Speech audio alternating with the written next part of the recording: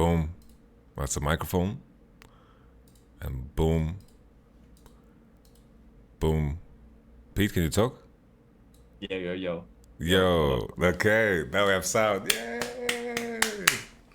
I'm officially a producer, Pete. Wait, we have sound now? Let me. Pete was just telling me when we were muted that he drinks every day. So can you continue with the pizza story? Nah, I was just making pizza. The proof that I make my own pizzas on Instagram, Okay. and you gotta have a few drinks when you're making your own pizza. So you're gonna invite me over some pizza adventures one day? Make content out of Yeah, it? for sure. For Ooh. sure. We can make pizza together. I can Okay, show you okay. how. I'll be down. I still remember we had. You reminded me of our content day. When we went to drink with Mr. Kai. Kai? Haiku? Haiku was his name. Aiko. The wine taster. How did you plan that shit out? Like, how does it work? What do you mean? Like the whole content Yeah, concept? like Or... how do you get the ideas?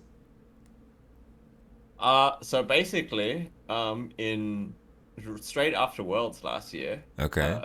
You're like, Ed yeah, I want to drink some from wine. Ed from, Ed from Fnatic comes to me and he goes, "Yo, BMW want to make a content series with you and the new players of Fnatic, Okay. driving around Europe in a BMW called Road to 2021." Mm. And I was like, "Yo, that sounds dope." Uh, Okay. and he was like, "Yeah, but that's all they got. We have no other ideas. You have to come up with everything Well, that's else." perfect, though. This is right down your alley. Yeah. So they were like, "Okay, well, here's a bunch of money. Do with it what you will. Just make us 3 episodes at the very least, and away you go." So, and then I started doing some research and thinking like what I could do with each player. We planned on doing like 6 episodes, one per Okay. player, which would have been way too much. So we kind of like paired everyone off or like grouped everyone off, and lucky you were with Upset. Yeah. That was pretty neat. Um, we were planning to go to Sweden actually, Oh shit. but then COVID happened, and that didn't happen. Yes, COVID. No, I'm kidding. Honestly, it was gonna be you and Reckless because we planned this before the whole Reckless. Oh shit. Well, we just eat meatballs, go to IKEA. What was the idea in Sweden? Did you The have it idea in written Sweden out? was to actually go dog sledding. It would have been dope. What? Jesus. I feel like you owe me that now. Maybe in Bro, I Iceland. researched. Yeah, maybe, dude. Or we could go ride these like Icelandic ponies. They're pretty fun. Icelandic. Why does it ring a bell? Are they like really tiny? They're kind of small, but they're very sturdy and they're very pretty. They have like long hair. So they're like glorified donkeys But with longer hair. with longer hair. Okay. Beautiful.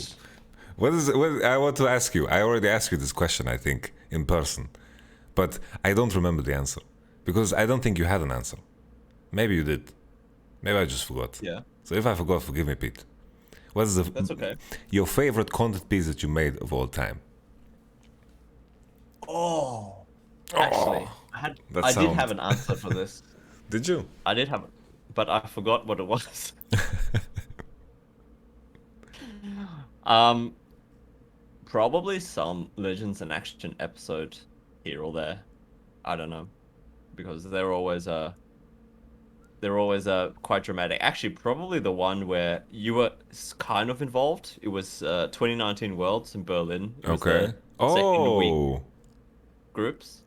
Okay. I remember. I remember like a shot of you up in the caster Yeah, I was balcony. imagine the biased analyst. It's very fucked up now that I think of it. It was written in Yeah. stone. Yo, we should pull it up.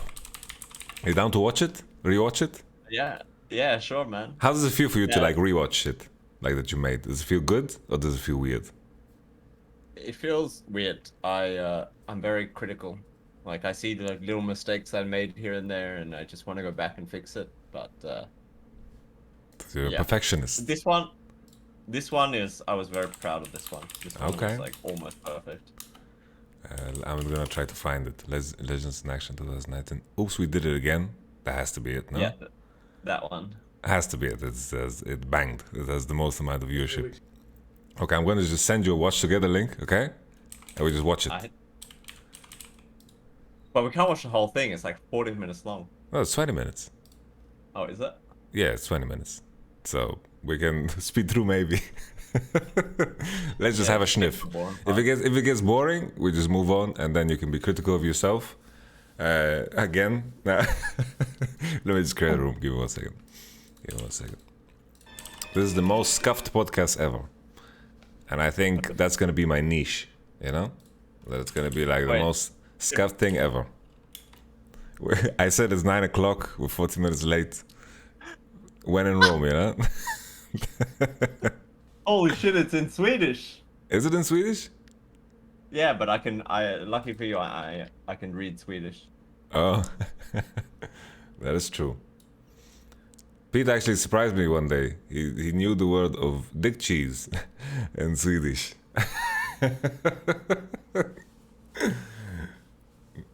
Friends? Fucking Flensost. And then we just make the show on stream so people can watch with us. I'm not gonna give them the watch together link, because then we're gonna watch. It'll crash probably. We're gonna watch some weird naked yoga videos or something that are on YouTube. How do I know that? Who knows? Naked yoga. 1 second. I'm gonna make a window capture. Boom. I did see a question in chat just now. Is it true that C9 stomped us in scrims? I don't know if I would call it stomp. It's like we played our second day of practice, and I think C9 are just memeing because, like, honestly, just for the people that care so much, both of us played like absolute dog shit. Right now, we are not ready for Worlds, but it's okay. It's really early on. And they have an edge because they got the Worlds account a lot earlier, so they had like 80 solo queue games on us, you know? So it's okay. It's okay. Don't worry about it. It was just BMW. dirty games. And usually I don't like talking about scrims, you know? But I feel like the C9 people have forced my hand here.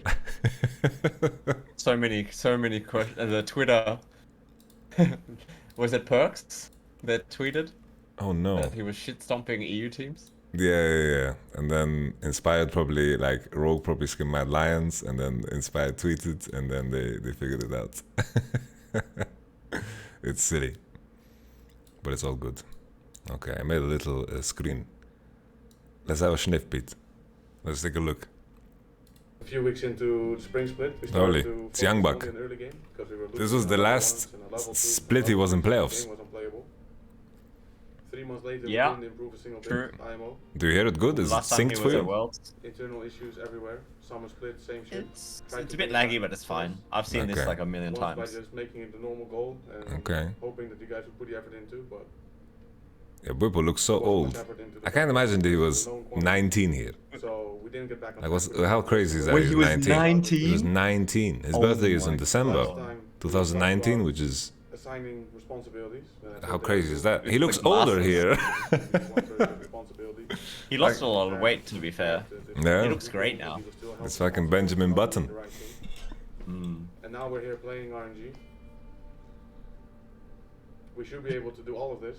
Fnatic and had we done Scrims this, going for the we BMW wouldn't be talking here 060 right now score about what line. We should be fighting about where and how and what spells we land and don't land. Yesterday, there was a lot of finger pointing. This guy's responsibility. I like the that music guy's choice, Pete. responsibility. Thank you. Quite I frankly, pride I'm myself on my music choices. Kind of appalled. It reminds me of, I don't know why, it's like Django Unchained, you know? When he's like returning to get his woman. Personally, don't think He's we had like any gearing up. draft. When it came to our performance, I think we were just performing really bad. Regardless of what we were playing, it would have been the same. Biggest issue I would say is what I mentioned before. We didn't really have 2 carries, so if the game were to go late, which it did pretty much every game, then He's it was only 37 at to minimum. pull us over the finish line. And he manages a the McDonald's in his to- downtime. I was thinking.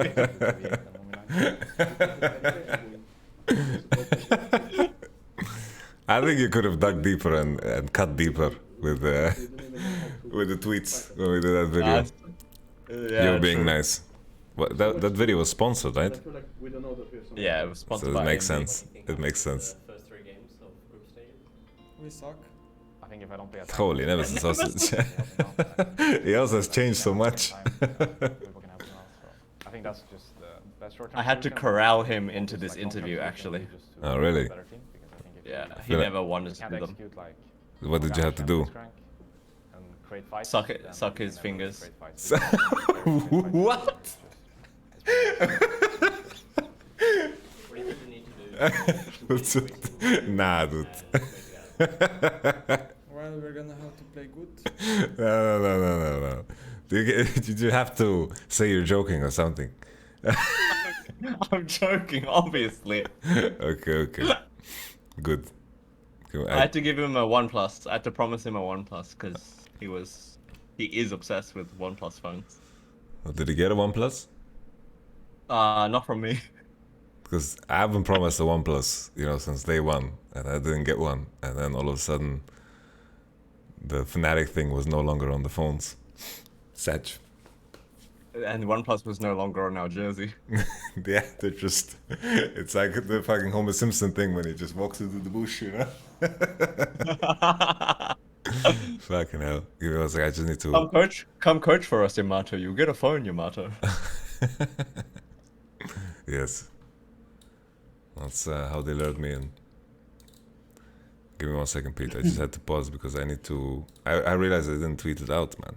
I didn't tweet out that it's live. Oh shit. Yeah, well, we are 50 minutes behind. Well, I have time though. I'm chilling. We're on Icelandic time. Okay. I learned that you don't put the link in the tweet. You just tell people where to find it. Because otherwise Twitter censors your tweet. They want you to stay on Really? Twitter. These motherfuckers. They just want to trap you. Okay, live now with Pete. I'm gonna tag it too. Boom. Boom. Bro, Boom. So now I'm gonna get a fucking notification. yeah, Jesus. fuck's sake, man. It's so annoying. Alright. To win. Holy, that guy really looks like Mephisto. This guy. True. They has this similar hair somehow and the outfit.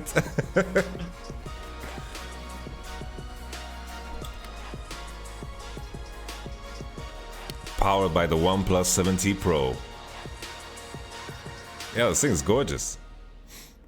This intro is really nice. Honestly, I haven't really thought about not getting. Oh my god, the intro this year is gonna be insane. I can leak it. It's gonna Wait, be you can sick. leak it? But if I had to imagine it, I What? can't leak the video. I can't leak the actual intro, but I can tell people That it's Pog? insane. It's Pog. Well, so it's publicly known that you're doing the documentary thing? Yeah. I've said it on my stream a bunch of times. So there will be Legends in Action this year. I'm hyped. And it's gonna tie into Worlds 2? Oh yeah, for sure. Okay, So okay. we've got 2 episodes ready for Ooh. playoffs, Okay. and then we're gonna just cover Worlds as it happens. So the further we go in the tournament, the more episodes we get. Okay. I will make sure that you have to work a lot, Pete. Thank you. It will probably be You work super much. understandable. We're gonna go all the way Here. to stay in Iceland until November So many 6th. disagreements. I hope so. Can't even keep up anymore. It wouldn't be like that much of a surprise, I guess. It would be understandable, but I'm still in mindset of winning worlds, so I haven't really thought about Totally, that's You heavy, gotta man. remember, it was doom and gloom at this point. We were 0-4 or some shit, 0-3. Just go home. Oh, you guys were 1 and 2, no? Let's hope if you let me play support. Oh yeah, we won 2. We beat Clutch Gaming. Fucking clutch gamers. I can play. But the group was fucking rough. Like the way you guys lost against T1 with the Garen Yumi, they had the Kale prepared. Yeah. Whip was playing GP and Takali. Can you be a good manager? It was a rough one. How would you feel if I feel like Hilly has looked the same for the last 10 years. Losing will never It's happen, true. because we're gonna make it up. I think if we lose, it's just gonna be really tough on everyone. Couldn't imagine anyone being here and not planning on winning worlds. HyperX headset, just in the video like that. Is that one of the I guess mistakes? my theory is just plan Bs are really important. Wait, I don't know if we had the Fnatic We didn't have headsets any of back them then. in week 1, Oh. but if we have a couple of them now, Lucky then them. No, I'm kidding. we can always kind of calm ourselves down in the game. Actually, I'm not wearing one. for this week. I'm just wearing the cap. more I think that's familiar okay, right? style, but it's not necessarily That should be I'm enough. using my Fnatic headset as the not, as the glacial microphone. Morgana, Oh. Garen. Oh, it works pretty damn well, surprisingly. Don't worry, I would play that for you. Oh, running down so hard. But a good running down, okay? It's like the budget for Hilly. What a hilly thing to say. Healy's not changed mentality wise as well. A Young Bucks homie Dan as well. I would be so aggressive. Building Get experience. confused. I'm just bored of waiting, you know. I wanna go play some League of Legends. SKT NG, please. Yo, Pete, what is the Yo. craziest venue that you've been to? And now when I saw the venue, I started missing crowds. What was Craziest venue? Yeah. Easily Madrid. Easily. So whether that was 2018 summer finals, Yeah, that was insane. that was absolutely Or- fucking crazy. Oh, bro, that was when you guys Yeah, yeah, played yeah. third place, right? And you guys, if you beat Schalke, we would qualify to Worlds based off points. Yeah, bro, that stadium is so crazy. Yeah, that was absolutely nuts, actually. That was. Yeah, I have like goosebumps right now just thinking. Yeah, about me it. too. Honestly, me too. Yeah, that place was crazy. Yeah, by far it's Madrid. I felt good. Every time I fucking randomly somehow ended up cheering for Fnatic. Even in that moment. I think we were celebrating harder than than you guys. And Fnatic was. Yeah, like all of us are fucking crying and shit, man. Yeah, That's we really saw hype. you. I was standing right next to you actually. Was that the first time we met, Pete? Maybe. Probably not. I feel like I've ran into you in the studio every time. Like many times. Yeah, I mean, we it's a small world. I have this memory of running you into wearing each like a camera vest. You know what I mean with a camera vest? Or was that just my Yeah. imagination? You were wearing a camera vest? I don't know if I was ever wearing a camera vest, but I don't know, maybe. Maybe. Okay. Let's see what Prox is saying. Fast. Yeah, it's crazy Make it to a quick one. rewatch this now for me, because I remember this episode. Bit of a But now I bang, know the can't really homies. argue against that. It's like Yeah. I'm just waiting for just turns for all the the time. whip. Like first, Yeah, for Haley to IG talk. wins, then SKT wins, then IG I don't- wins, then I don't know if they wins, talk in and this now episode. it's like They don't like no phones? one's winning, Usually, but usually hopefully they for decide like soon so I can go sit on the stage. for each episode, I like to like only use a couple of players to tell the story because Okay, it's just okay. too much. It's gonna be a bit nerve-wracking. Makes sense. It's gonna be exciting. I'm ready. How are your hopes? You know, I need to tell you, I don't Broxa, wanna sit here. have you ever watched Blacklist? No. Yo, there's this I've heard actor. Let me show you this actor. This is the Yamato experience. Just random tangents. Let me show you this actor. Okay, Blacklist. He just looks exactly like fucking. His name is Diego Klatenhoff. I'm not gonna show you. It just looks like Broxa. What? How crazy is that? Look at this link.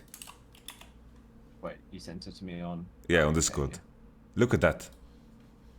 Actually, true. Wait, he's Canadian. Okay, I thought he was Danish as well. Yeah, pretty similar. Actually, yeah. It's insane, no? Diego is such a weird name for this guy. He doesn't look like a Diego. He looks like a Broxa. He looks like a bro. Every time I see him, it's just that's what I think of. Okay. I'm just gonna string you along on this random journey, Pete. We're continuing with the video. So far, I've had a pretty good week 2 experience in my career, and I hope that's gonna continue today. It's kind of like an all or nothing day. Do you feel Is this with gameplay or no? Without gameplay, remember? nervousness? There's a bit of gameplay. The last day of groups? Honestly, your music choices are really smurf. Weapon has no emotions. Totally, I've seen this a million times.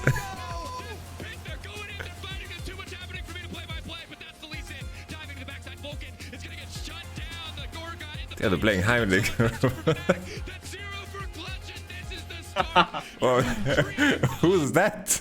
Do you know this band?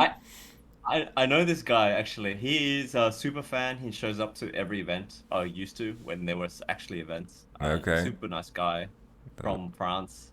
He's fanatic, man. From now on. He's fanatic. There's a couple of really hardcore fans actually. Yeah, it was always. Actually, it's so easy. I feel.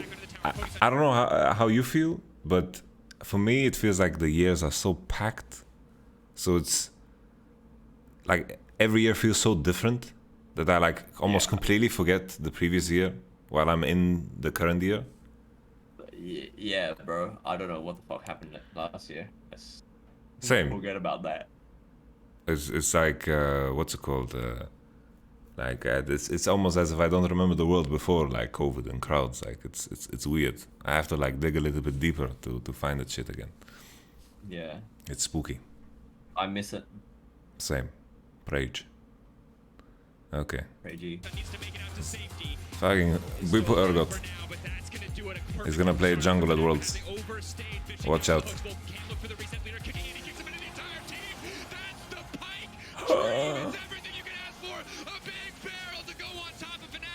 Jesus.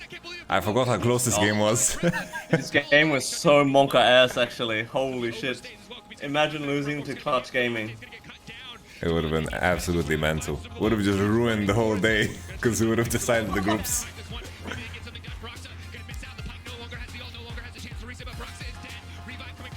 Clutch gamers. Oh my god, we actually flipped it so hard, no? What is this Nash, man? Oh my god. Look at Whippo spinning. Oh my god. He was always the jungler, I guess. Dude, I like it's ballet, man. Look at him. Oh, that's hilarious. But I also love, I don't understand what Clutch Gaming is actually doing in this. Like Hilly is this just... game was just a fiesta, both like from both sides. Hilly is just 1v4 and 1v3 on the side. Oh, Cody's son. How good is Hilly and Whippo, by the way? Oh, yeah.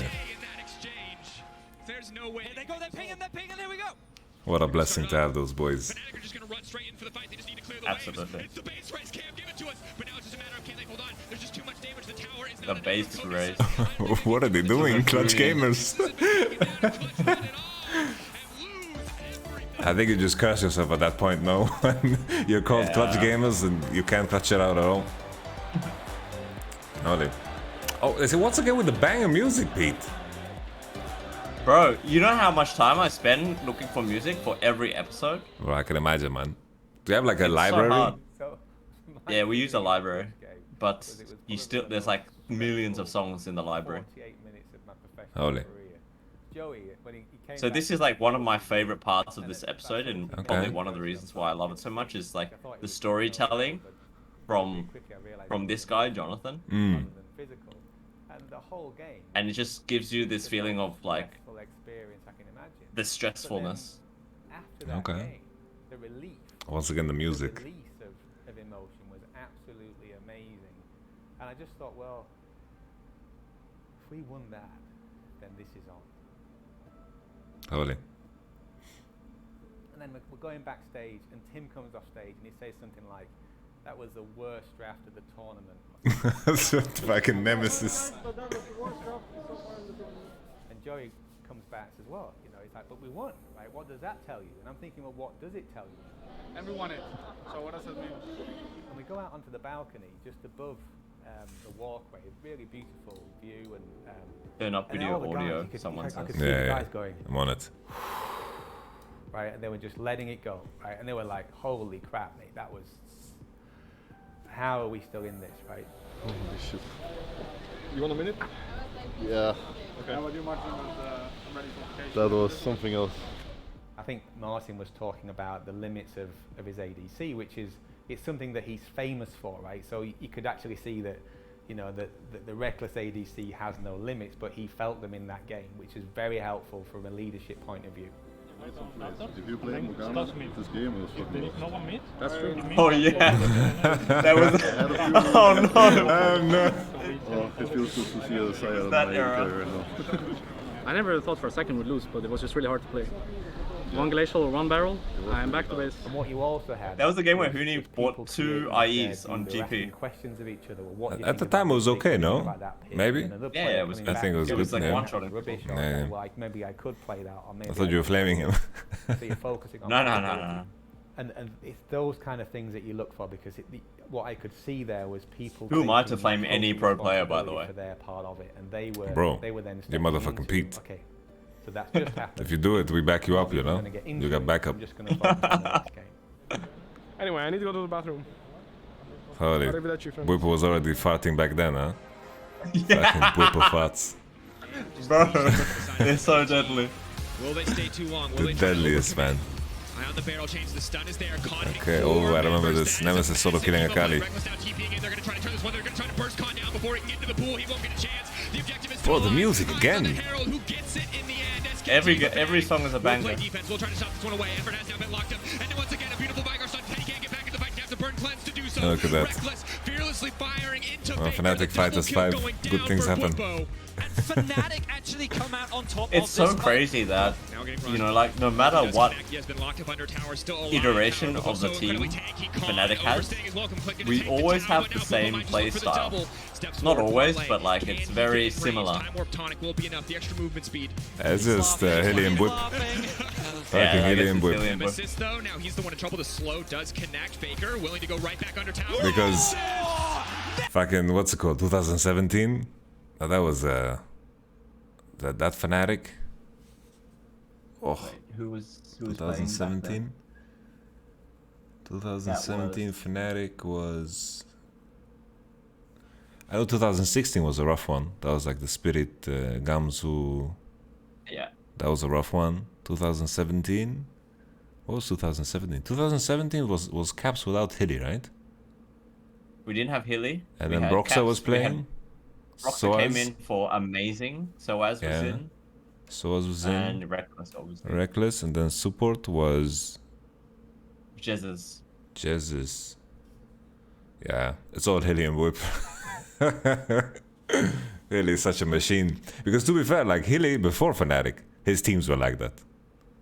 Unicorns of Love were fucking crazy. Animals. Fucking Hilly just made his teams lethal. Like this guy just made playoffs runs with players that never showed up in playoffs again after that. Barring maybe like Chachi. It's like, Yeah. the man made Samox look good. I shouldn't flame Samox. He doesn't deserve it. I don't know what this guy is up to. He's probably like chilling somewhere, you know, in Spain. He's and, probably watching the stream right now, man. Yeah, so 8 billion people, something, and 300 were watching. The odds are okay, I guess.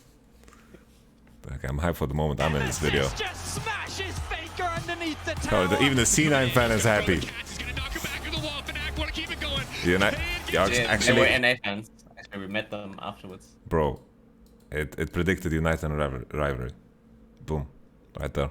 True. BMW. It predicted it. Boom. Was this the last year of the man exposing himself logo of Fnatic? We changed in 2020, I think. Holy. So He survived very long. Holy moly. For those who don't understand what I'm saying, like the old Fnatic logo, it just shows like it looks like a dude in a trench coat showing off his huge dong. You know, just think about it, like whoosh. Like they even put a little pocket flap right there. Can't unsee. I just can't unsee. I was told this once and I see it everywhere. Sometimes I wake up and there's like this dude just standing there. Okay, let's continue. Oh, Nemesis just smashes Faker underneath the tower. So coming in, he's gonna throw the cats. He's gonna knock him back to the wall. Fnatic wanna keep it going. Holy, this comp was so broken. I remember I was saying on the analyst desk, if you want to beat Fnatic, you have to ban the Barrel Bros. You have to ban Gragas and GP. I don't understand. You guys got them every game. It's a massive fight. The Alistair, The a Barrel miserable Bros. game for effort. You know what? I could never watch their broadcast, so I don't actually know what you said on the desk at all because you know we're backstage, right? Bro, I didn't know what I was saying either. So, you're good. Khan wants to turn the fight, but he doesn't have enough. The shutdown onto Vagar. Will it buy enough time? Reckless has teleport. He can teleport right back. This is Fnatic. Only Faker is left alive We to look beat as his SKT, team bro. crumbles. Yes! Will No look to God in make the European Yumi! Week 2 dream a reality. After a miserable Dire week one, Leona. here it is, folks. Barrel Brothers. LEC fans, the dream Fucking Vigar, man. I've been thinking in this game though that Faker kind of griefed it. Oh Because yeah, for sure he did. he all they had to do was move the mid laner and the jungler to dive whip instead of keep like trying to dive in 1v2 and making it very easy for Broxah to be like, I just need to show up and all is good. But yeah, small tangent. Just the competitor in me feels the need to point out shit like this. Yeah, even this crowd was really cool, even Yeah. though it was smaller. The venue was just sick. Like the acoustics in that venue were crazy. Yeah. I mean, it feels pretty good in the way how we beat them, right? Like, we Oh kinda- shit. This interview, I was like Yeah, I walking mean, backwards It was a hard game. Oh, from shit. Like 10. with the camera. And then they As you can see it like, here, right? like And Whipper was, 9:30, I like asked Whipper for an they interview and he went was like, for oh mid, yeah, five, I'm going to get completely a south. World's hoodie for my girlfriend. Two of them You died. can interview me on the way. The Mm. others Just got it's low like or whatever. walking backwards So we trying to interview pressured the her. Herald. Martin was getting plays built for free, and then the game just ended. You know? Did you ask all these people if you could film them? It's like the player managers. I didn't ask them, but they knew what I was doing. So Like all the people in the back, I mean. nah, you don't have to. Oh, you don't need to. It's okay in Germany. In Germany, in most countries actually. Oh really? You don't have to fine like blur if they- out faces. If they are not the subject of the image, it's totally fine. So in this case, they're in the background. Whippo is the focus. So it's fine. Oh. From a privacy standpoint. Okay, okay. Is there any like country that is funky with this shit? I've never been to a place that's funky with this shit. But I know that if you were just taking, let's say, B-roll of a crowd, you can't do that because then like multiple people are in the focus. And there's not Oh. one person standing out. So then you have to like blur things. But when you're at an event like this, like a private event like this, you basically open yourself up to be filmed legally. That's the genius of keeping Pete in all of the content pieces that he has made. Because whenever he just wants to film random people, like in the background, like let's say he wants to like film like the neighbors cooking, he just puts himself in the frame, says this is the focus, boom, and there it is. Yeah, exactly. You get all the secret recipes. They lost the fight at Herald. Yeah, what was with BM in the top lane there when they were running away from you? Totally, when Whip was happy, mental he advantage. just walks differently. Might as well emote. Like, His I couldn't chin kill them, comes so I into just it, only into it had higher. to BM them. I mean, obviously, it's a huge confidence boost, considering SKT had they were behind against RNG, but managed to pull off a win. So I think in general, just focus on pulling off this win, and that's it. Like, just make sure we go into the game with a similar mentality to SKT. Like, Oh, the white color looks draft what we sick want, on the confident in jerseys our draft. actually. This was As jersey long as we're and confident, the that kit what we pick is good. I think insane. we will win. So we need to make sure that we're confident. I really like picking this what we year's want. World's kit. Yeah, it's very very unique. As a team, Very agree unique. on the priorities. Very and play the way we Icelandic, I wanna play. feel, for some reason. We'll win, for sure. Oh, this was like the balcony of my friend's you place. just substituted me. Oh, really? How so? Yeah. He just griefed me and soloed you. Oh. He started running around and taking my mid laner's waves. And then fucking he started doing Raptor camp as two people when the mid laner started firing Raptors you and smote the Raptors away. I'm gonna steal his lunch money tonight. It would be legitimate karma for griefing me and the soul of you. Calm down. It's team movie. Kill it. Me, it's true. Are you ready? 1+. Are you ready? 1+. Are you ready? 1+. Are you ready? Yes. 1, 2, 3. 1+. Jesus Christ. Are you ready? Ready to see? Are you ready? Yeah. Are you ready? Yes. Honestly, Hill is always ready. What did you say? Stop rushing me. He's so serious. Are you ready? 1+. Oh, there I am. There he is. I'm in the video. What is your vote, Frost? Oh, that was so thin. They stopped eating burgers. Let us remind you, where do your allegiance... You were a Fnatic fanboy even back then. They're When you were predicting Fnatic. True. Honestly, I just wanted to have this man exposing himself right onto my name. I think creativity He's kissing on you. and I think Yes. Reckless will rewrite history and finally conquer his demons. I think Fnatic can do it. Honestly, this was a defense banger to from one. Frost. It comes down to execution, and it better be spicy. Fnatic. Usually I don't like to use these. Because it's like Riot, but... Oh, the Fnatic man. He's doing the Naruto run. Medic. I just have to pause for one moment because, look, Fnatic got the Barrel Bros. They got the Barrel Bros. Reckless on Xayah. Back then he has two good champions in this worlds, was Xayah and Kai'Sa, and he got one of them. And then Uzi is playing fucking Ezreal Lulu against fucking Pyke. Pyke. Oh. Yeah. Ah, fucking Uzi. Okay. Oh, he cried after this one. Yeah, makes sense. I walked past the room where they were in, and he was on the floor crying, and I felt terrible. I just felt terrible. Yeah, it's a rough one. I wanted to go in and, you know, give him a hug. But who am I, right? Maybe he knew a lot more than us in that year. Yeah. Because it was his last year of professional play, right? I'm trying to think. 2020. Wait, no, 2020 he won MSI. Is that year? No. No, he won Last MSI. year, G2 won He won MSI 2018. 2018 they won MSI, and everyone thought that they're gonna win Worlds too.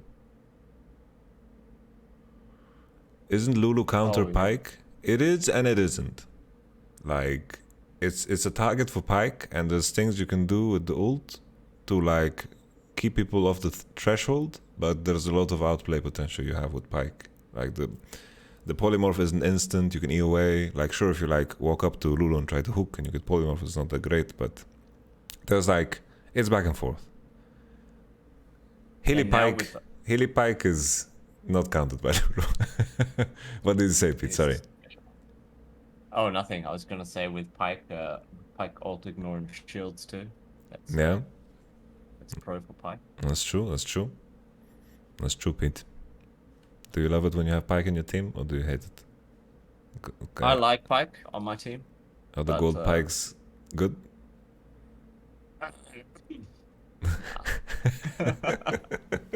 Okay. Let's watch the final game. Once again with the music. It's meant to evoke emotion. Yeah. I don't know. I always, when I like watch movies and shit like that, I always pay attention to the sounds and like how they film it. Yeah, the soundtrack is very important. It's very underrated. Yeah. It literally dictates the emotion of the scene. Look at that pop off by Yamato. Yo, Shox is RNG fan or what? She just doesn't give a shit.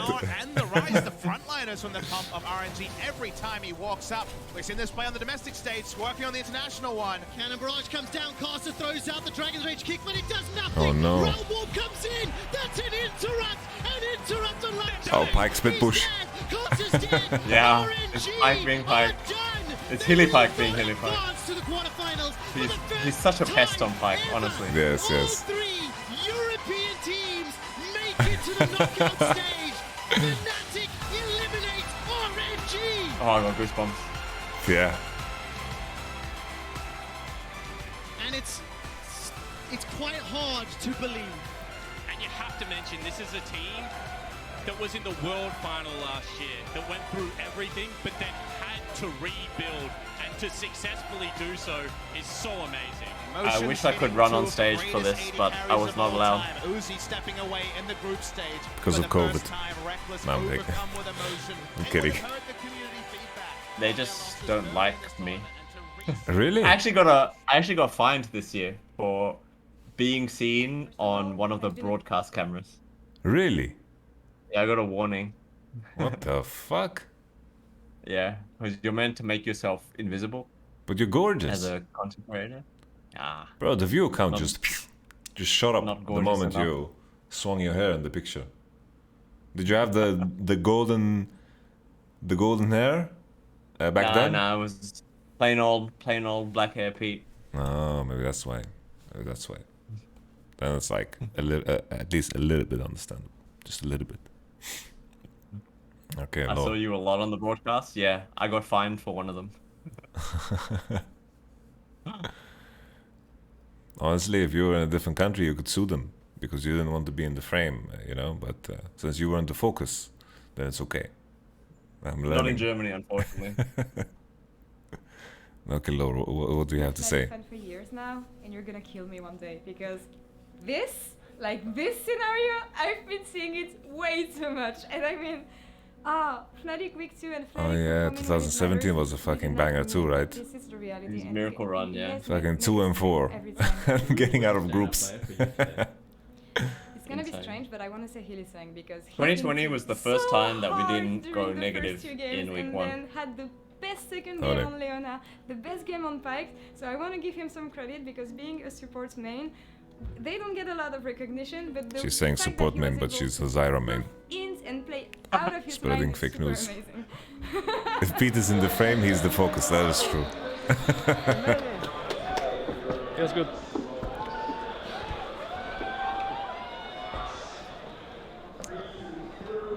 You guys can take him then since he's done. Holy. Did someone get my mouse pad? How are you feeling? Good. Mr. Broxa, how are you? No emotion still? Really good this day. We're gonna win everyone. Yeah, famous last words. Fnatic gamers. Yes, fuck, yes, fuck, yes! Congratulations, guys. Great cast. Holy shit. Dude. Oh, I heard you. I heard you in the Yeah, that was video. That was me. Fnatic find you. We have more games? We don't have more games. For showing. I believe in it. Like I really believe in it. I know Reckless really wants heard his you laugh title. too now. I know the whole team is Yeah. hungry and I know wants all to your take sounds. revenge on what happened last year. And I they know how made Pete it sounds when he last year, sleeps. and it wasn't by chance, really. They deserve it. I know he And sounds like when he hope drives. it this year. Hi guys. I was sleeping while I was driving, I guess. Yes. Fucking cried, man. There he is. DJ Sam Matthews. In the DJ building. Sam. I cried and I died. Same actually. Actually 9 times. Yeah, I was like, yeah, well done. It was literally He's so proud of his deaths. Yeah, it was. I love it. How? You know, But we this were way, having this like, conversation with Hilly, right? Maybe you were there, Pete. He was like, people need to start timing summoners when you're dead. Like, you need to call spells, you need to time summoners, you need to be busy while you're dead. It's not your time to rest. And he was like, when I'm dead, I'm fucking unleashed. I see everything in the game, I get all the information. When I'm dead, I'm unleashed. And then it all made sense. I mean, it's kind of true, no? Like, you can take a step back when you're dead, look at the map state, and just... No, for sure. Like, the game doesn't stop because you die, right? It's like, there's a lot to do. There's super much to do. Flash timers, summoners timers, all that kind of jazz. Yeah. Okay, let's wrap this up, this video. Yeah. Just the video. I need to keep you here for a little bit longer, like, Pete. 2017 wasn't group. I'm happy. It was a strong group, but it was like. And we finally beat RG. Yeah, I know. It's okay. You get used to having this in your face all the time. Good old Pete, you know? Good old Pete. As long as he behaves. He doesn't always. But He doesn't always behave. Yeah, he's fucking sucking Nemesis' fingers. Gorgeous. Even the ending music. Holy. It's like such a cliffhanger. The music, for some reason. Yeah, I like that's one of the things I spend a lot of time on when editing these things is music selection. It's so important, man. And I already have a list of music that I want to use for this year's Legends in Action. It's like, do you need to like pay? Like, do you need to pay for music, or how does it work? Or is it like royalty-free music, or?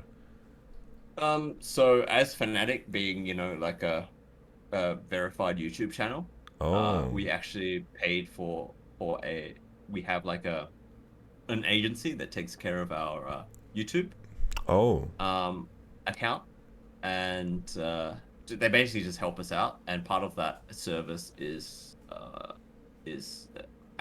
full access to 2 music libraries. Oh, one's shit. called Epidemic Sound and the other's called Artlist. And we can basically use any song from these 2 libraries however much we want to. Basically, it's not free of charge, but like it's all you can eat pretty much. Okay. And these libraries have millions, like tens of millions of songs. Oh shit. Yeah. Like that scale. Just imagining there's 10 millions of like songs that probably I've never heard of. Oh yeah. That they just exist. I mean, I've done my research. Some of them exist on Spotify and like SoundCloud and stuff. But yeah, we usually just, you know, it's really clever. You can type in like a certain emotion or feeling that you want, and then a list of songs will come out. You can pick the genre. You can like refine the search parameters. So let's say I want a dramatic hip hop song, then all of the dramatic hip hop songs will come up. You can search by how fast the beat is, like beats per minute. Oh shit. So if you wanted to like sync it up to a certain play or something, you can do that. If you wanted to hear a certain instrument, even like let's say I wanted a trumpet sound for this scene, a trombone, a tromboner, then you can do that too. Holy shit. So it's like every song has just the tags and you just search like that. It's fully, so it's like a porn website. You just do the tags and then boom. I wouldn't know. You wouldn't know. Fucking actually, I had to do a bit of research for the Fnatic Teachers Noob intros. Because was that the assignment? So P, we want videos, but the only requirement is we need porn intros. That's how we're gonna nail Crypto.com as a sponsor. Bro, I was actually really monka ass because it was my idea to put in the porn intros. Because the first season of Fnatic Noob, we had these really cringe ass intros. Okay. And people were like, "Oh man, what are these stupid ass intros? They look like porn, like it's porn level acting, blah blah blah." Oh. And so for the second season, we scrapped the intros. And there were commenters in YouTube saying, "Where are the porn intros? Oh, I missed the cringe intros. I need the intros back." I see. So for season 3 this year, I decided, hey, let's just go all out and let's do porn intros. So what's next year? Just I don't know, man. You just release it on OnlyFans. It's just nude teaches noob in the nude. Just go all the way. Bro, would you be down for that? No. My girlfriend would kill me. I don't think there's enough money in the world for me to do such a thing. Like imagine your parents see it or some shit, man. How fucked is that? It's like someone that like is so innocent. Like I wouldn't be able to live with that. Well, yeah. What's the money threshold for you to do? Let's say OnlyFans. There's interest on Twitter for Pete's feet. What is the how much money? Yeah, how much money? A month. You need to a month. You need to I think you get paid monthly, right? So I would have to provide monthly feet pics or what? Yeah. So let's say 2 a week. 2 a week. That's what Twitter wants. Feet pic is so easy, man. Like I'm. Yeah, so say a number. Like monthly, if like I could easily retire from 5K a month. Holy. Okay, Pete's feet, they are expensive. Very Is that a expensive lot? feet. I don't know. Well, 5K for. Well, I guess in my mind I imagine one guy paying that, but I guess it's just a bunch of people paying like, say 1,000 people. 1,000 people, $5. $5 each, for Pete's yeah. feet, and it's a name that just rolls off the tongue. Pete's feet.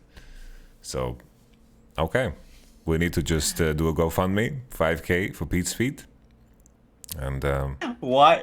This was not what I was expecting coming on to the Voice of Yamato, by the way. What did you expect? I'm curious. Pete's feet is actually a good idea. So what did you expect? I don't know. Talk about answering people's questions. Okay. Pete's feet and ASMR Yamato. Yeah, we could share an OnlyFans account. Nah, this is my voice in the background describing your feet. So we got the nails, we got the big toe, the long toe. What's this toe called? I don't even know toe names, so I'm fired. The pinky toe, the big toe. Big toe, and then there's like my second toe is longer than my big toe. I don't know if that's normal. Is that normal? We can't show feet on Twitch, I guess. Probably not. But mine is shorter. Mine is like they are competing, but it's like the index toe. Is that the name of it? Index toe?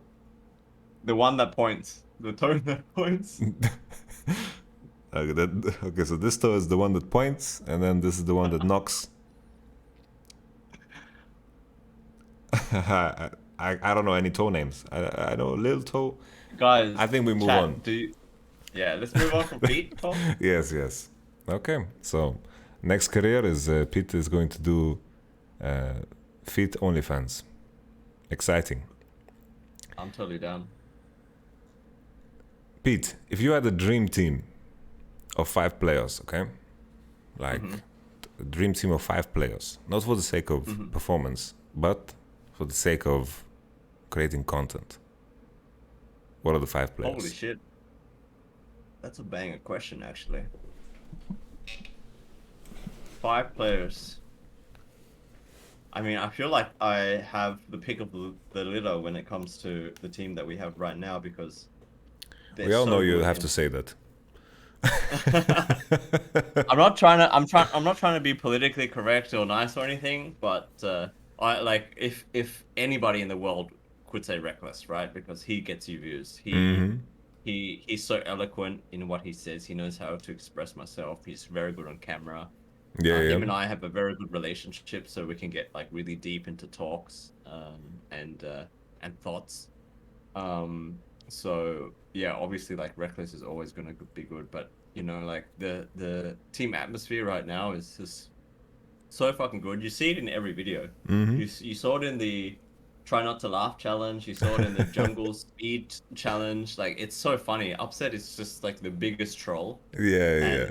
It translates across so hilariously, and content is so hard to make with him because we can't get him to focus for 2 seconds. But all of these outtakes makes it so fun in the end. Yes.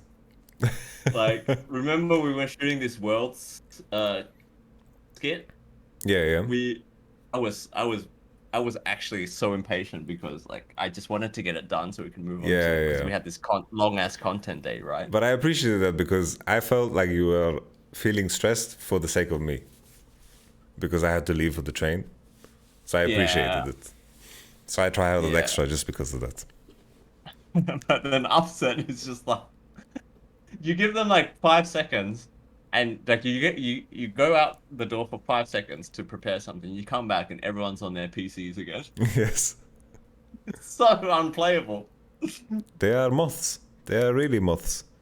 Like we could be in a meeting and I was like, guys, I'm gonna go get water, and they've scattered. They're everywhere. One guy is in the fridge, one guy went outside, one is on a balcony, and I'm like, what? We have a balcony? I didn't know. It's like it's just mental how their attention span is so short. It comes to anything else but playing the game.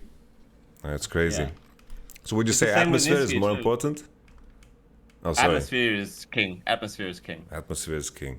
When it comes to making like relatable content, and it's without the boys, like the content that we make would be just boring as hell.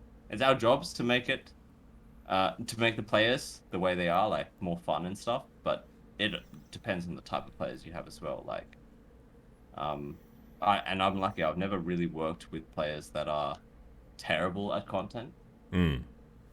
I mean, you could say people are going to hang me for this, but you could say Nemesis is traditionally not the best at content because he's so shy and he's few words. Like you saw it in this episode, but we adapted to his like style of communicating really well in this episode. I think to get the comedic value out of it. And the more he stayed with me, the more he was able to loosen up and be a little bit more relaxed in front of camera. Because at the beginning, it was very, very hard to work with him. Very hard. I see. But in the end, like, I would give you more credit, you know, because it's like deep inside of everyone there is some sense of personality, and you have a knack for showing it, regardless of how open it is. And I can imagine, like with the Whipple character, you just put a microphone next to him. Like you could just, if he's asleep, you just put a microphone closer to his mouth and he just starts talking about some game that he played the last day where he got inted and someone stole his Raptors. You were saying about Niski, and then I interrupted you. Fucking Discord makes us. I was saying like Niski's the same, and I think someone in chat said he's funny without being intentionally funny, and he's like, we are really blessed to have Niski on the team because he just has that personality just to diffuse every situation.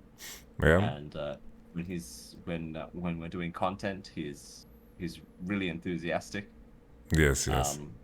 So it's really easy for me, and I never have to worry about people not hearing him because he's the loudest voice. Yeah. I don't know. His mouth is as big as his face. Like it's crazy. And he always has this fucking catchphrase. He's such a character. He just has catchphrases after catches. By the way. Don't talk. And always, like, you remember this moment when we were eating, right? When he was fucking, like, Ups is like, yo, I had this really weird dream. And he's about to tell the story. It's like, oh, so this. And then it's like, this guy, I had a dream too. And then we're looking at him. And it's like, are you going to say something? He's like, no, I don't remember what it's about. And then he just walks away. And that's it. And we're like, thank you for your contribution. I love your contribution to the conversation. Yeah, he has to contribute in every conversation, right? Yes. He has to, yeah. Even when he knows nothing, we could have a conversation. Let's think of a topic that he doesn't know about. Like we were talking about how to bake pizzas, and he just has to have an opinion, and he's so certain of his opinion, even though he doesn't know anything about the topic. Nothing. He's such a fucking character. I love how he just makes up facts as well. Just random facts. Yes. He's just like, hey, did you know that I don't know, like what was the last thing he said? It was about some ingredients. Oh, was it about corn? Did you know that that corn comes from popcorn? It's just, I don't know which dimension his mind is functioning in sometimes. Popcorn.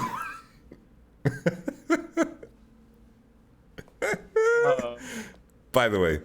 Nah, everyone's a blessing. Adam is doing his thing too. He's taking the Nemesis torch with the BMW. Yeah. He's really funny actually. The post game lobby interview was the one where after G2. Bro, you became an instant meme for this, no? Yeah. Nah, he was he unleashed. I had to pull him in a little bit because he was unleashing. I saw your face. Yeah. The camera was wide. Adom. Ian Wunder has a lot of history. He told me on day one, and I told him, like when he arrived at the team, I was like, Adam, it is going to be different, but at the same time it's not. You're playing the same game. You're gonna play against different people in scrims, but it's gonna be cool. And it's like, no problem. I will scrim against G2. I pick Olaf, they pick Yumi. Like, okay. Great. You know? Just to bring it up. It was like, you know, when at the beginning of a movie, when they like show you something that they're gonna come, like you don't know what it is, but somehow it just comes back to it later in the movie, and I feel like that just happened. I just happened Oh gorgeously. my god, you just gave me an idea. Okay. And I'm excited, but I'm not gonna ask because I'd rather be surprised when I see it. We'll see if it works out. We'll see. It depends on footage, but yeah. Okay. All right, let's take a look what Twitter wants to know, Pete. Oh yeah, Twitter. We open up the world to Pete's mind. Alex Gomez asks, I want to know his backstory, how he gets to be the main content creator for Fnatic. So I already know the story, but I want you to tell it. Is it funny? I don't remember it being funny, particularly. Well, maybe you don't want to reveal the funny parts, I don't know. Just tell the story.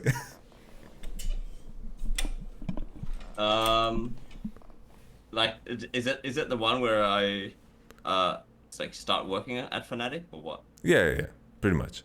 Oh.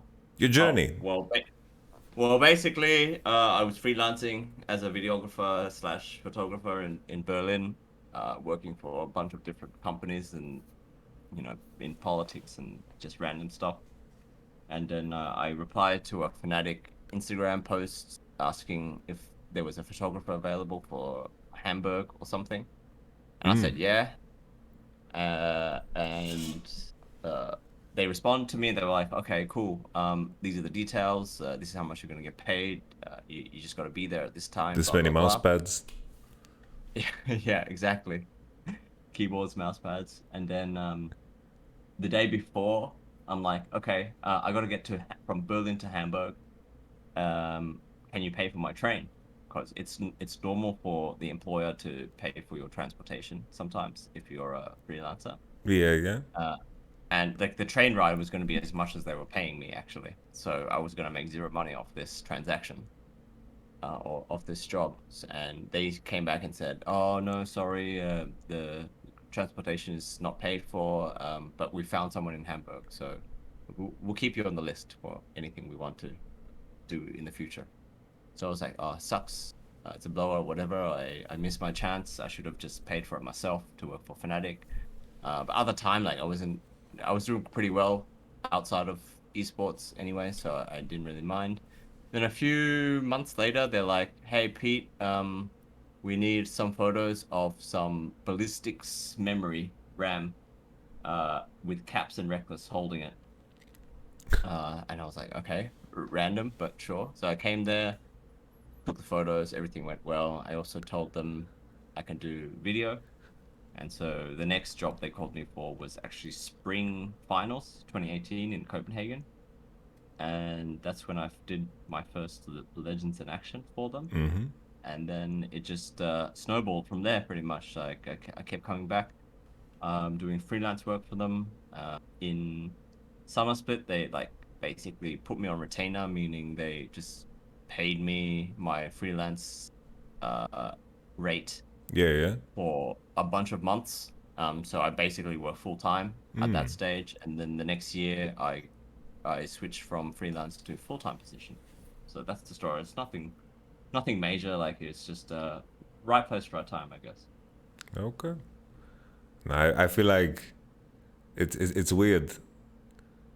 If you knew, like, did you have any idea you would be where you are 5 years ago, like today? Nah, not at all. It's kind of mental how, like, oh, I'm gonna try this and see how it works out and how far something like that can go.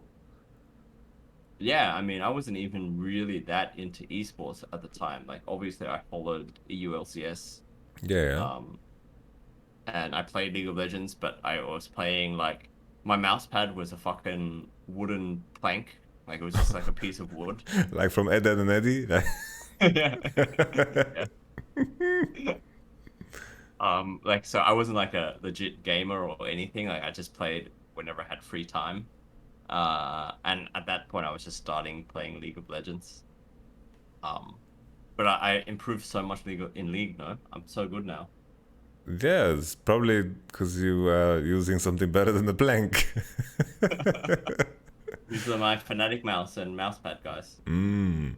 Shop.fnatic.com. You mentioned politics. What the fuck were you doing in politics? I was doing some small like election campaign. Oh yeah, you told me this. For a politician, and he's actually in the big German election coming up now, so he's made it big.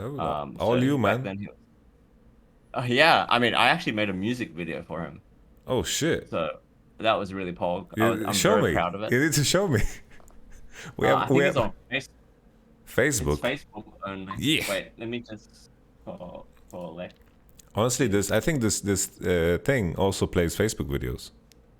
This watch together, so you can just paste it in the room. Are you on Facebook? I am on Facebook, but just link it to me, or you can just copy paste it in the little thing, like on I'm trying watch to find together. it now. Like it's really small time. Oh man, I'm not even logged in on Facebook, bro. Yeah, I haven't opened Facebook in forever, man. Wait a second, let me see. I have to check on my phone because I'm logged in. I don't know my password anymore. Hang on a second, guys.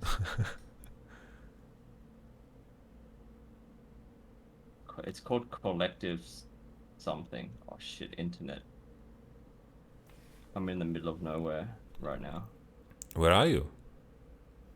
I'm in Bavaria visiting some family. Found it. Okay, how do I share this page with you? Just Discord. Copy link. Go Discord. Go Yamato. Paste. Boom. Okay. Let's have a sniff. Can I grab a beer while you watch this? Okay, you don't want to watch I'll it? be right Okay, go for it. Alright, we're gonna just watch it together, guys.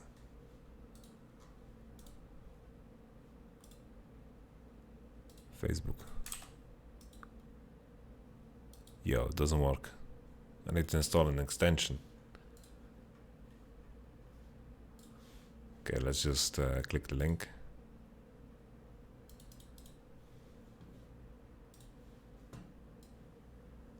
Let's have a little snifferoo here.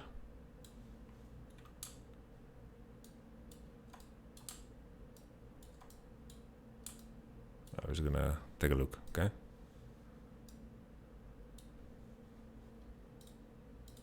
Yo, it's lagging. Jesus, loud.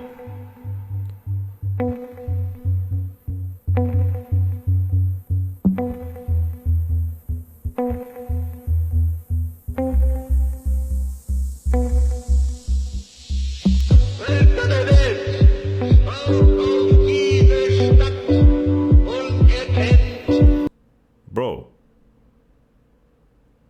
Yo, Pete. Can you hear me? Yo. Who's talking in the background? It's not the guy who I think it is, right? It can't be. What do you mean? Nah. In this video? Yeah, I'll just...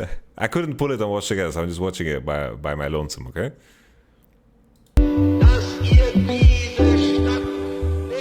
I just associate shouting in German. Wait, there's a speech?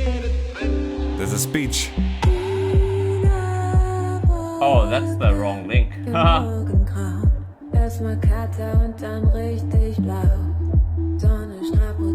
it's the wrong link? Bro, dude. There should be a song. I'm watching There's it a song, right there's now. a song, yeah, there's a song. I'm listening to the song. The video's good, the video's good. I just heard like a German man really like aggressively talking, making a speech. And I associate that with other things. But I'm just gonna... Oh, shit. I'm gonna follow along on the journey. Oh, shit. Mongo. Did you do everything? Like, pretty much. Oh, I didn't do the song. I just did all the video. Holy shit. Very basic. Like, but we just, I just walked around Berlin and took moving portraits of. Yo, is that weed? Yeah, it's weed. You filmed weed. What up? Yeah. Blaze it. 420. Yo, this video is a vibe, dude. And that's the man smoking the weed.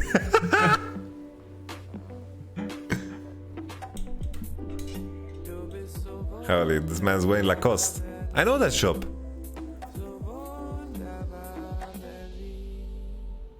Yo, this video is great, Pete. Yeah, it's just a bunch of. It's meant to like show the diversity of the city and all different types of people.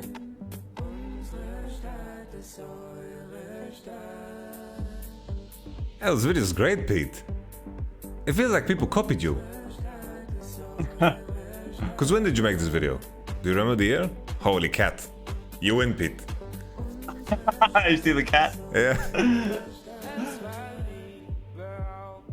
I did this in like 2016, I think. 2016, 17, something like this. Yeah, this video is great, dude. Nah, Pete is brilliant.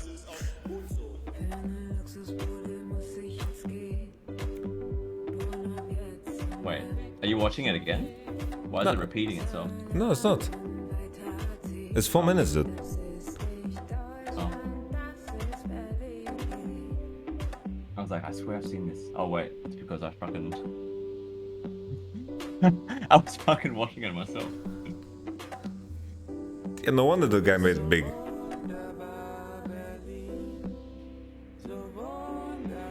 Yeah, it's the linker, guys. It's the linker. Don't judge me. I'm enjoying the bongo drums. Yo, camera vest. Actually, this is bulletproof vest. Never mind. It's not a camera vest. Maybe that's what you were wearing. A bulletproof vest. Oh, it's you, Pete. Yeah. What up, Pete? I made it into the video. The video is very pixelated, so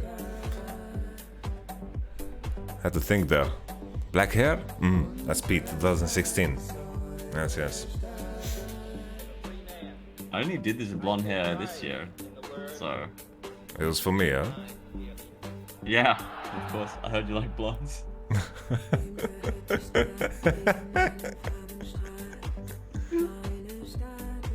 Jeez, look at the smile on this dude. I can't see what you're saying, by the way. Oh. Sorry.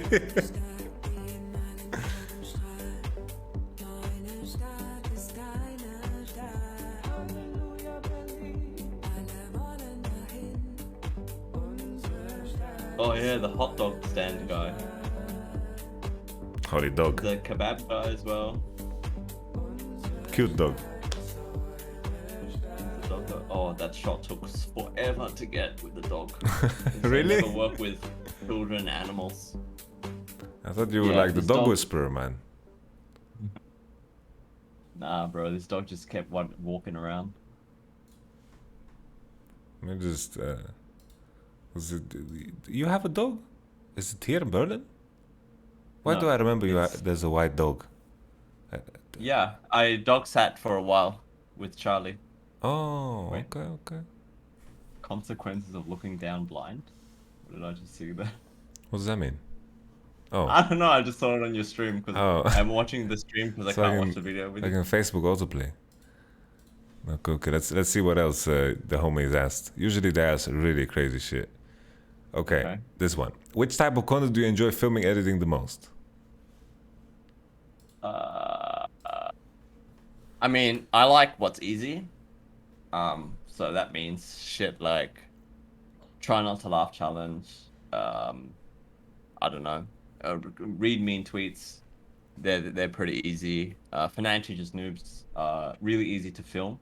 To edit, they're a bit harder, but I don't do the editing for those, so I like those.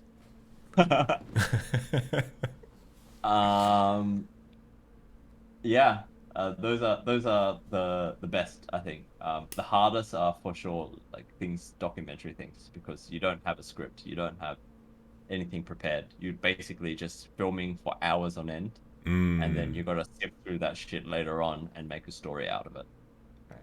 So yeah, those are probably my least favorite, because they take up all of your time and you can't do anything else. You're literally just looking at old footage.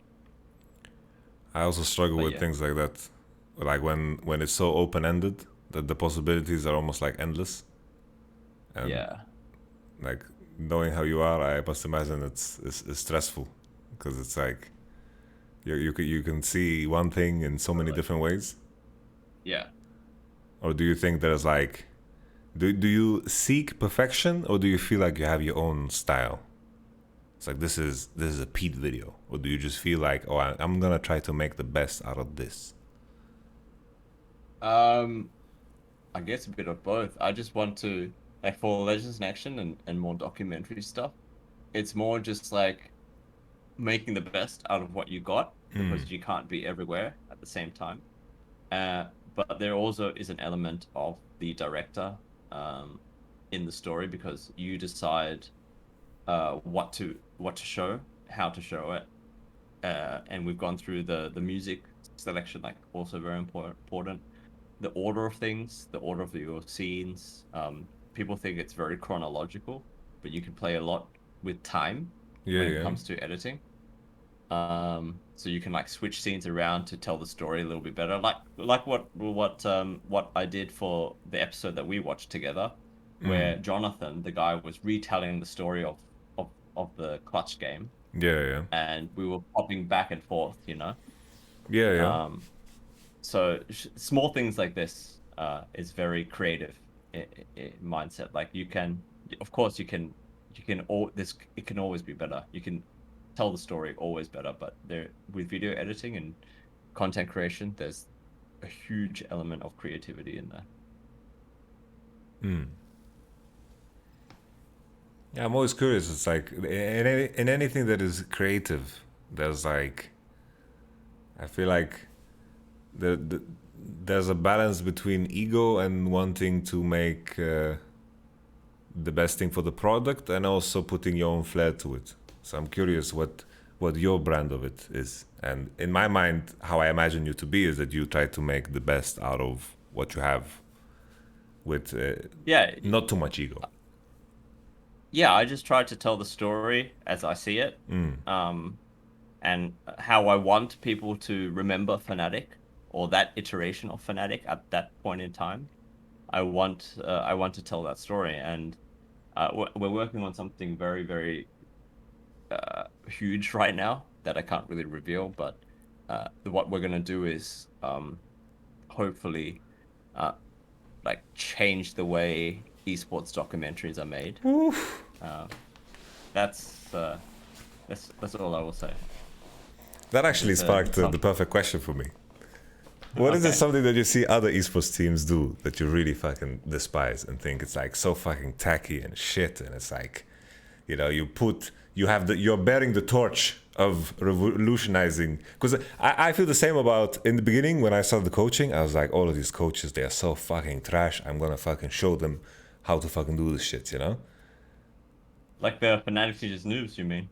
No. I mean, like what is it, something that other esports team do that you're like, why are they doing this? You know? What are the most common mistakes that esports teams do? Don't need to mention names. I mean, the COG thing. That one you can mention names. Who wants to fucking work there? But like, to be honest with you, I don't have that much time to watch other people's or other orgs or other team content. Okay. Very rarely do I get the chance to. Because also, like, yeah, it comes down to the end of it. Like, when I'm chilling at home, I'm either playing League, streaming, or watching Netflix, because I don't want to have anything to do with esports. Nice. Like, just piss chilling on my couch watching Netflix or Amazon Prime or whatever. So yeah, I don't know what other orgs do, to be honest. I mean, obviously, or when I'm scrolling through Twitter, I see a lot of the teasers that they post there. So yeah. Like, the only other orgs content I watch is maybe G2's, and even then, I don't really watch everything. I watched, like, their very huge produced pieces for their sponsors, like the Adidas thing, the Ralph Lauren thing with Reckless. Yeah. I mean,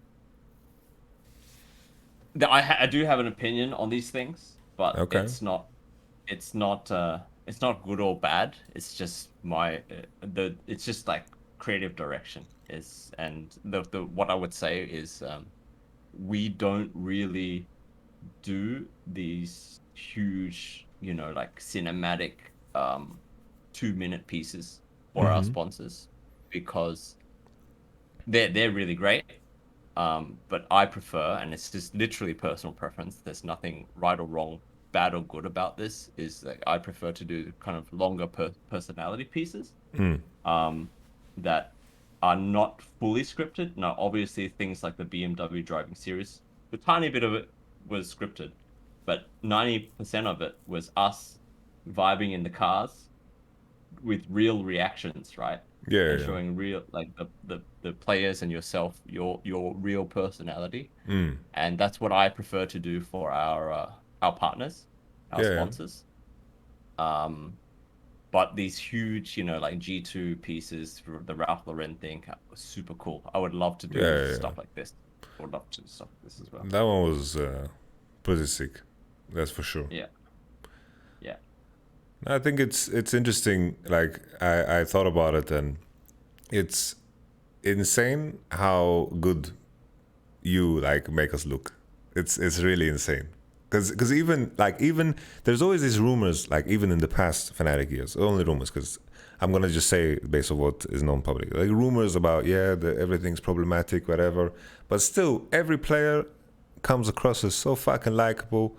The situation, it's like it's real, it's raw, and the personality shows, and you want to just find out what happens next for that person. And like when I think of the context of that in regards to like sometimes I watch some of the G2 videos, right? And I'm pretty close to some of the players, like, because I work with them, and you know, in my mind, you know, this idea. Last year's G2 was like, if they lost the game, they're like, fuck it, we ran it down, we clowned it, you know, they just clown on themselves, right? And this alternative G2 is different because the dynamic shifts when a player joins and leaves, and that's not good or bad, right?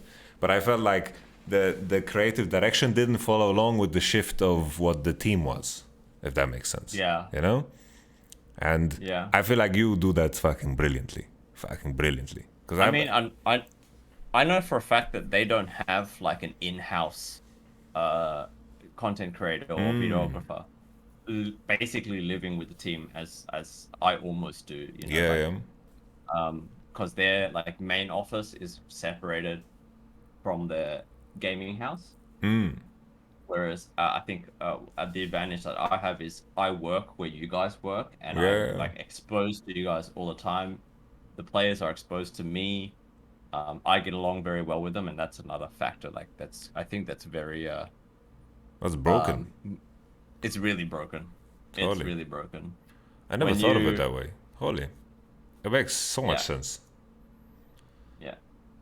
Holy. I mean, when you spend so much time with the subjects that you're meant to be portraying in media, it just changes the dynamic completely. And they trust you, you trust them, you work together way better, and it's just, it translates across on camera for sure. No, for sure. No, it's like I've come across the same thing, right? In coaching, or like in any line, I imagine that just spending any type of time together is beneficial because you understand each other deeper. It's the same with the players, right? Most of the time, like I ask them to duo, not for the sake of necessarily like, you know, grinding out games together and like reviewing, and it's more about just them spending time together. Like you spend time together, you connect, and as you connect, you produce better things, and you produce more beautiful things because the relationship becomes deeper and deeper, and it makes a lot of sense that this is clutch. Holy, interesting. Yeah, it's clutch gaming. Fucking clutch gaming. Did they get bought by Dignitas? They did, right? Yeah. Yes. I think they're Envy now, or what? Or is Dignitas still a thing? Dignitas is still a thing. They are like Quantum Pay Dignitas, I believe. Oh, okay. Oh. Crypto.com Fnatic, by the way. Woo!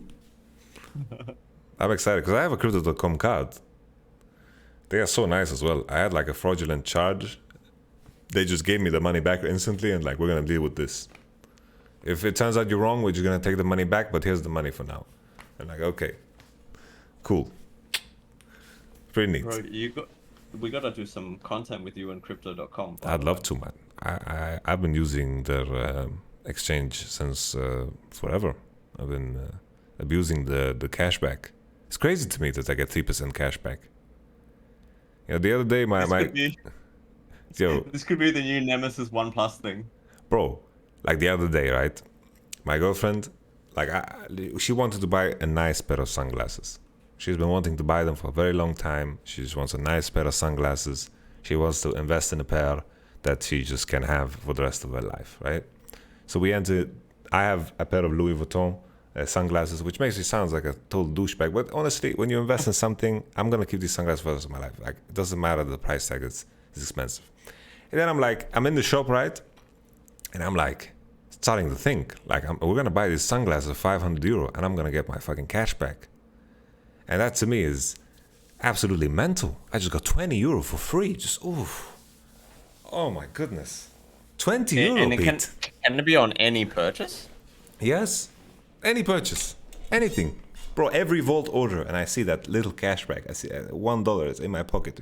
But how is that possible? Yeah, I don't know, man. I don't know. 3% heated M2 seats. Wait, so imagine if you got like a discount for a BMW M2 with heated seats, right? Because we're sponsored by BMW, and then you paid for that with your 3% cashback Crypto.com card. Boom. You're laughing all the way to the bank. Yes. And then I used promo code Yamato to like get maybe we can make that code at the BMW site, and then I just get like another share, and then I just keep printing BMWs for free. Printing BMW.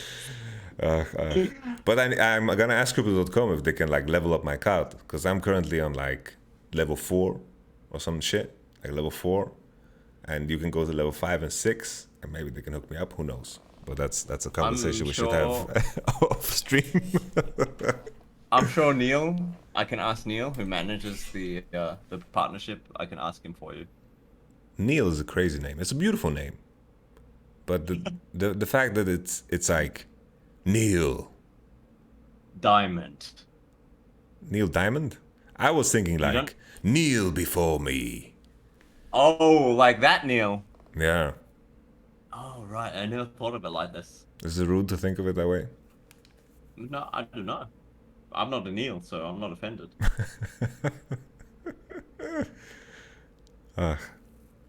Okay, Pete. Let's check what else we have here. All right, moving on. Do you like sauce on your sandwiches / burgers? Yes. What Actually, kind of question is that? I got giga flamed on the Fnatic fan Discord once because I sent in a picture of I made some like mini sausages and put them in toast, and I sent a picture without any sauce on it, and JW, the Counter-Strike player, was like, "What the fuck, Pete? That looks disgusting. Why don't you put some ketchup or something on that shit?" And yeah, they didn't. I just sent them the wrong picture because I did have barbecue sauce on it. So Okay. yes, I do like sauce, to answer your question. Okay. The way you said that story, you sound very emotional and troubled. I'm Yeah, happy. I was offended because everyone was like, "Pete, you're so weird. You don't like sauce on anything." And I see like Cadro, Cadro hates all sauce on anything. Yeah, he's fucking weird. Fucking Cadro, he's fucking bubble boy, man. He's just afraid of liquids. Just, ugh. Too bad he never played against Team Liquid because he never made it to an international event. That's true. Jeez. Cadro. He did the whole Malzahar thing against my team. And he cancelled the Malzahar rules. I was laughing my fucking ass off. I love laughing at enemy team playing bad. It's one of my guilty pleasures. What's your favorite game of all time that you watched? Like what stands out to you? Yeah. Like League of Legends game. Well, now when you ask for specifically the game, now it can be anything.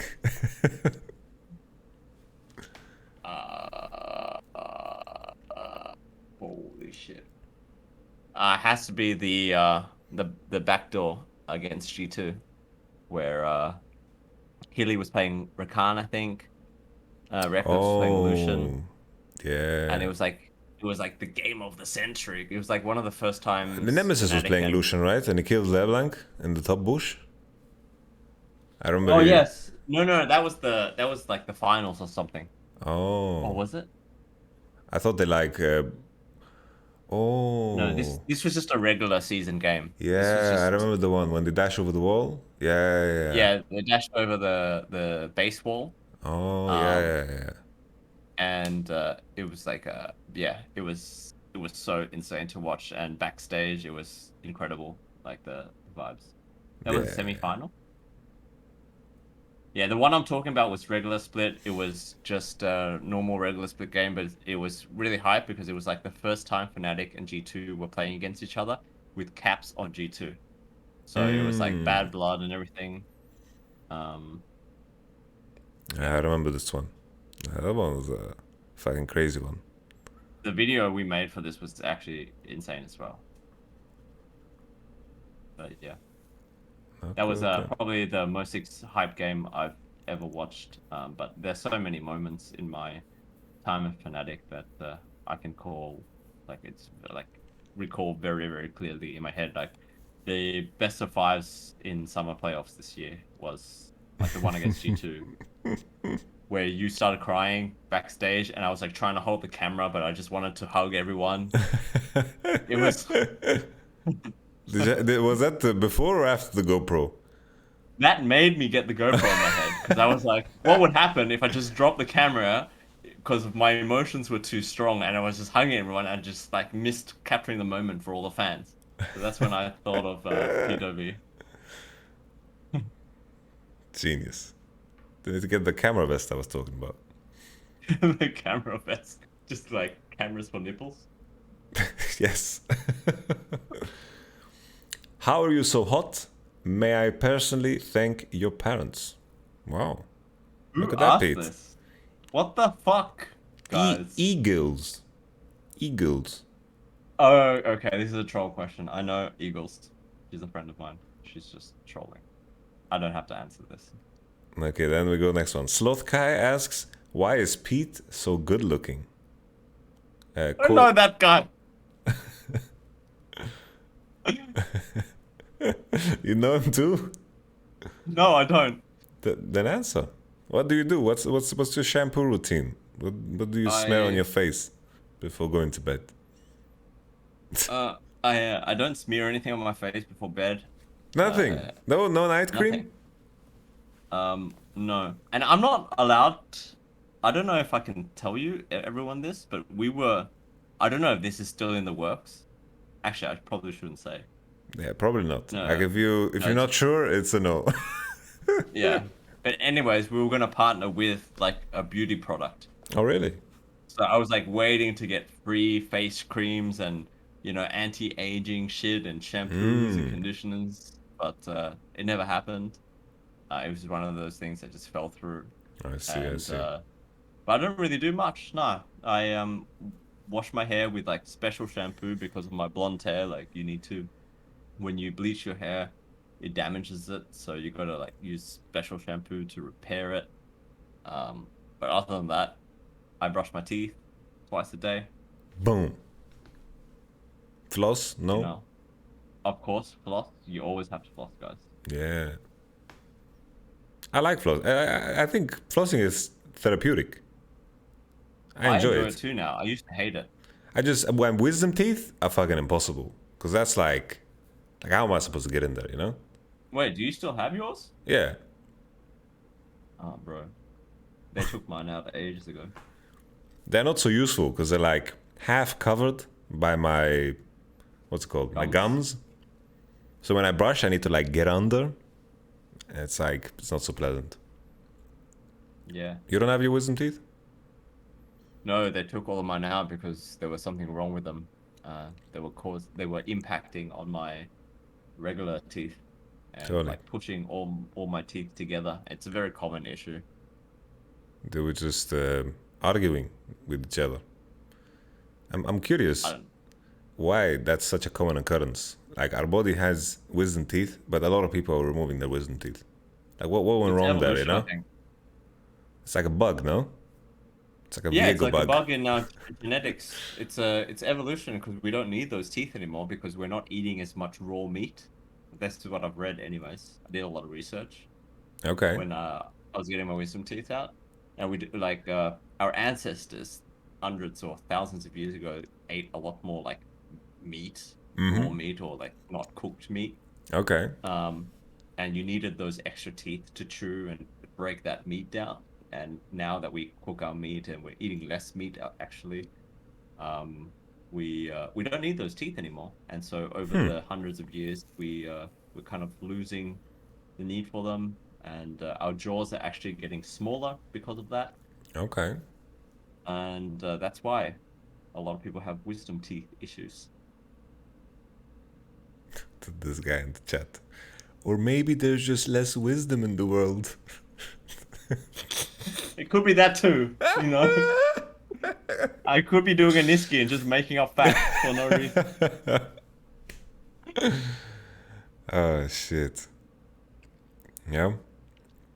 Maybe it's like every time there's someone anti-vax, it's just someone loses their wisdom teeth. Nah, I shouldn't start that conversation. Damn. This video will be Damn, deleted yeah. from YouTube. Yeah, for sure. Or it might get a lot of views, who knows? Yeah, who knows? Maybe I'll be featured on some news website with Nicki Minaj. I'll start the beef with Nicki Minaj. Did you see that shit? I heard that shit. People yeah, went the outside, balls. like CDC in Atlanta, and like protested for Nicki Minaj. Americans, man. It's like they just woke up, had nothing to do. It's like, I'm gonna protest for Nicki Minaj. That girl is ferocious.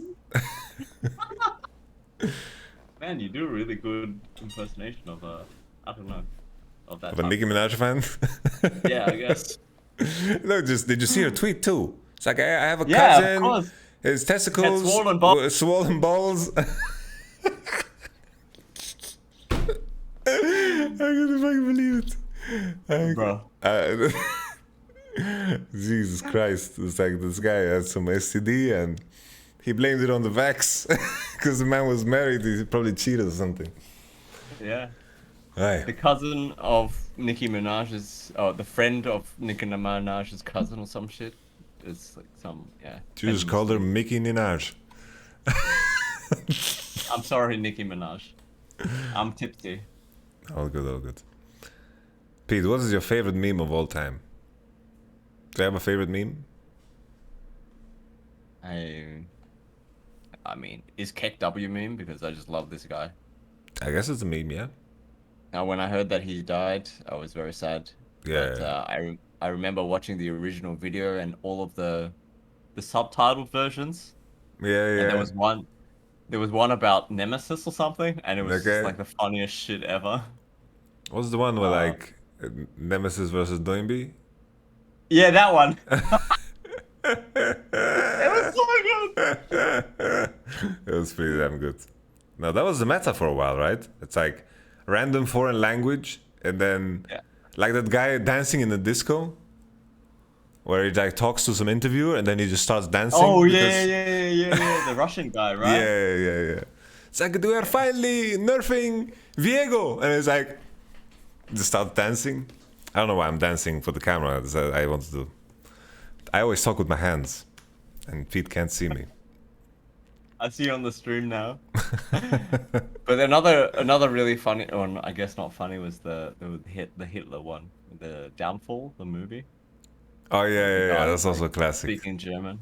Yeah. But now I know German, so it's kind of messed up. Like that fucked it up for me. Same here. I don't know Spanish, thank God. Aren't you learning? I am learning Spanish. How come? I don't know. I just have a lot of Spanish friends, and it's one of the most spoken languages in the world. So it's very useful. Okay. So yeah, I'm not really learning Spanish, by the way. Okay. You just get angry messages from the Duolingo owl. Yeah, I don't know. I used to have a Spanish roommate Okay. that tried to teach me Spanish, so I know a little bit, but it's not. It stopped. Yeah. What languages do you know? Is there a language you know that I don't know You do know that I know Vietnamese. Yeah. That's my background. I know German, English, British. British English, American English, Australian English. Sometimes South African English. Oh. Some people think I'm from New Zealand. But yeah. Why do people guess that? Why do people think that? Because I remember I also thought that for some reason. But I felt like I thought that because someone told me that. I think people think I'm from New Zealand because I don't have a very strong Australian accent because I haven't lived there for a really long time.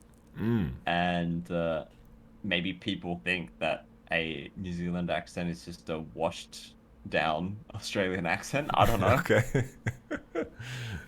I see. My accent is not that strong anymore. It used to be a lot stronger when I lived in Australia. I'm like one of those people that wherever I live, I kind of adapt my accent to the people.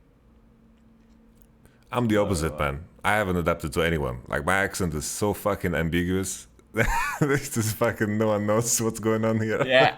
Actually, I didn't know that you were Swedish for a really long time. You know, like I when I heard that you were Swedish, I was like, whoa. I actually I don't even know where he's from. Like where I thought he was from.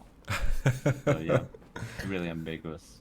No, it's just a mix of. I get people who ask if I'm Russian. People ask if I'm. No one ever guesses I'm from Sweden. There's only one person ever that knew that I had Palestinian origins, and that was like a crazy guy on a bus. I was driving to one of the first lands that I've ever been to, right? It was like in Telford, and that's like in the middle of fucking nowhere. There's like a gas station there, and then like one little convenience store. I remember the cigarettes were fucking expensive for some reason, like 12 pounds a pack, and it was just in the middle of nowhere. It's like everyone looked at me weird. It's like never seen a guy. Like there was a foreigner in that area. It's like everyone's just as white as my walls. You know, it was just the middle of nowhere, you know? And I had to take a bus there from London. So I arrived in London. It's fucking spooky. I have to take a bus driving on the other side of the street. It was fucking spooky as all hell. And then there's this guy on a bus, right? This guy is racist as all hell. He just starts shouting on this guy. He just is guessing where he's from. He's just guessing where he's from. And then this guy says he doesn't want to talk because he's like afraid. And then he's like, no, I know you're from here. I know you're from here. Just admit it. Why don't you admit it? And I'm like sitting there in the back of the bus. I'm like, what the fuck is happening, you know? He's just gets really, really angry with him because he doesn't want to admit where he's from. He's like, you have to be proud of where you're from. Admit where you're from. And then finally, this guy just escapes. He probably had to like, I'm sure he had to drive 3 more hours, but he just escaped the bus. The guy who was shouting at. Then he started talking to me. He's like, he's like, I can see in your eyes, you are Palestinian. And I'm like, what? No one has ever guessed this. He's like, I can see war and love in your eyes. I'm like, what the fuck? This guy who started like was shouting at this guy, I just had like a pleasant conversation for 3 hours with him. It took a turn. It took a turn. We just started talking about history and it just went down a deep hole about on the bus. On the bus, yeah. To Telford. To Telford, yes. This was 9 years ago. I was on an org called Four Kings. Were you playing top lane? Yes, I was playing top lane. That tournament. Were lanes even a thing back then? Yes. Luckily. I was playing top. I remember the whole tournament people banning 3 champs and picking 2 away from me. So people like doing everything they could to make sure the champion that they can pick can go jungle as well. So they're just messing with me like that. And we just got to the finals. I was playing on org called Four Kings, which at the time was like a pretty decent org because I had like good Warcraft 3 players. But now it's gone, like many esports orgs. Fucking Yeah. esports. Yeah, they just chew you up and spit you out. Yeah. Did you ever have such an experience, or was it was Fnatic the first one for you? Fnatic is my first and only esports org that I have worked for. I'm very lucky, honestly. You missed the Wild Wild West. Yeah, I miss the old days, but I still feel like even in the short time I've been in Fnatic and in esports, the scene has already changed so much. Yeah, no, for sure. Especially in terms of content and just like media exposure and social media and all of that, it's actually changed so much. Yeah. No, it's crazy, which is for me is also like a big part of why it's so exciting to be in esports, because you can be first with so many things. Yeah. Because even though like League has been around now for what, 11 years, in terms of how the game is played or in terms of how coaching is done in esports, there's so many ways to revolutionize it, right? Like for example, now with the content pieces where you show the game highlights, right? With like snippets of like what we're doing backstage, like that's fucking brilliant. Like I'm sure most of the teams are fucking watching that. It's like, Jesus Christ, this is so fucking interesting, and it just ties everything together fucking perfectly, you know? And it doesn't require anything like strenuous from the players, and it's brilliant. That to be like revolutionized. I wouldn't be surprised if people fucking start copying it, right? And then there's gonna be the next thing, the next thing, the next thing. Yeah, as I said, we're already going on the next thing. So boom. I love that shit, Pete. To the YouTube channel, or you'll miss it. That's just fucking passion. Anything that involves a lot of passion in anything excites me. You know, I have like interest in passion. Because when I see you being passionate about doing videos, I get interested in doing videos too. I get curious, you know? I want to learn more. I remember when we were on the set of like the commercial thing that we were doing. They were doing like the artificial light. I was like, what the fuck? Okay, that's brilliant. Yeah, the sun thing. Yeah. That was insane. Could you explain? I think you could explain it better than me. Well, it's actually quite standard practice for like bigger productions, especially TV shows or TV ads. Okay. Like on the scale of what we were involved in that day, to basically just fake sunlight, because you can't control the light that comes from the sun, but if you have lamps or lights that are powerful enough to imitate the sun, then you have full control. Like, because the sun gets blocked by clouds, it moves during the day, it casts a shadow that moves, yada yada yada, and at certain points in the like, to get a consistent lighting setup, what they did was basically have huge lights fire light beams outside of the building on the floor above the set, and then they had mirrors that bounce the light back down into the set below, so that it was just like, it looked like daylight. It was crazy. It was insane, no? It was, when you explained it to me, I was like, oh shit. Fucking science has gone too far. I mean, if you can take advantage of light in this way in video production, then your day is so much more efficient, because you don't have to wait for the sun to pop out of a cloud or something, you know? For me, I'm only on step one. It's like everyone keeps saying, it's like, what time is it over there? It looks like the sun is shining. So I got my thing going on in my own room, you know? But I have two humongous lights that are fucking blinding me always. That's what I got going on. Are they the Elgato streaming lights? No way, man. No way. Fucking spending that type of money. Fucking Elgato. It is the same, like the fucking Elgato Cam Link. Like I bought one for fucking €5 and it works fucking wonderful. I bought these lights from Amazon for €15. They're fucking huge ass lights. They have the whole. Maybe I can show it. If you can show it real quick.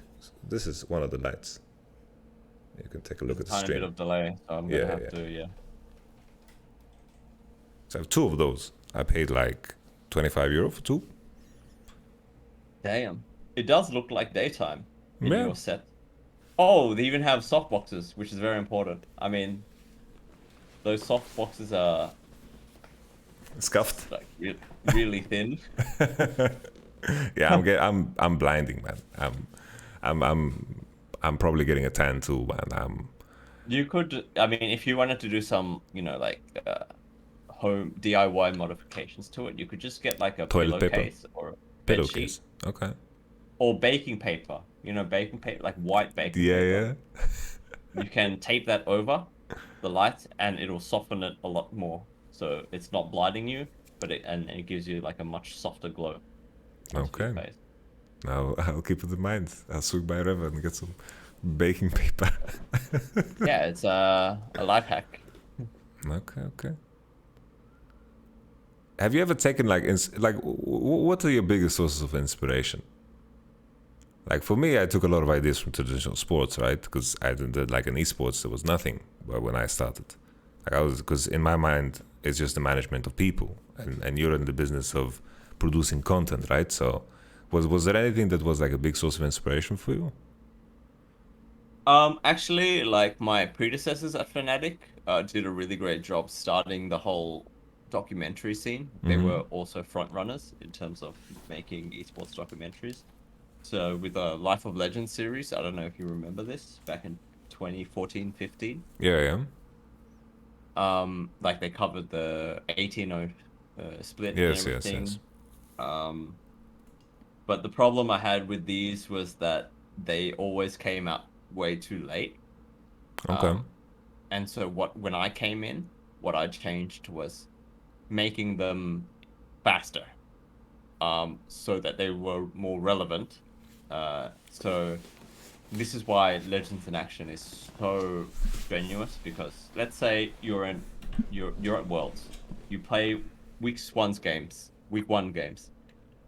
and then you have like literally 4 days.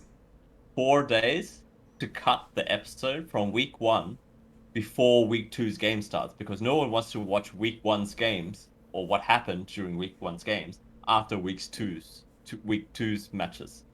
So we have to cut that episode in that period of time, release it, and then already be filming interviews and stuff for the next episode. And then week 2's games end, we edit, and it's like 5 or 6 days until quarterfinals. And no one wants to watch the week 2's coverage after quarterfinals or Makes after sense, semis. yeah. Or, you know, so what I try to do is make the videos that come out at a relevant time for the fans. But yeah, in terms of inspiration, I took inspiration from my predecessors. A person named Ella, who works for Misfits now. Okay. She was the one that started the whole Legends in Action thing, actually. Little known fact, and I just basically continued on with it from her, and just like put my own spin on it. And as I said, like made it come out more just faster. And as I said before, like I watch a lot of Netflix, I watch a lot of Amazon Prime, like just TV shows and movies in general. Like I'm just a big consumer of anything video. So I watch things like The Office, for example. It's like one of my favorite shows ever. Which one? And American. Yes. I have it on DVD, man. It was a gift to me from my girlfriend. I love The Office. I watched it like 80 times. Bro. But please continue. Sorry, I just wanted to. No, I'm the same, Brand. Like I love this show a lot, and I try to emulate kind of this mockumentary feel sometimes with the camera work, with the editing, because a lot of the techniques they use in this show really translate into a real documentary, and that's what we do in like these funny moments.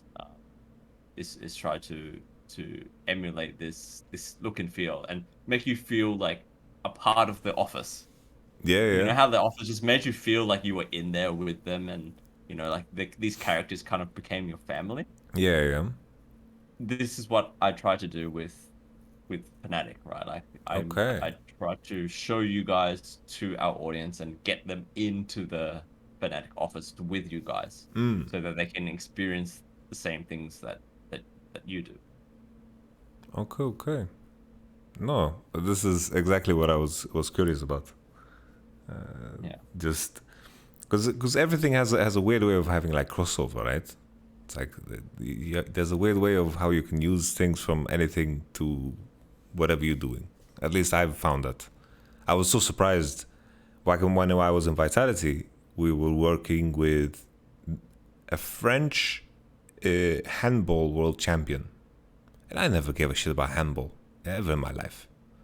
But then he was starting to tell me what they were doing in handball, and I just realized that I can apply it in so many different ways in what I'm doing, right? And it's weird. Like whatever there's passion, there is things to learn. It's just something that I've found over and over again. Are there any like movie directors or producers that you love? Are you a big movie guy?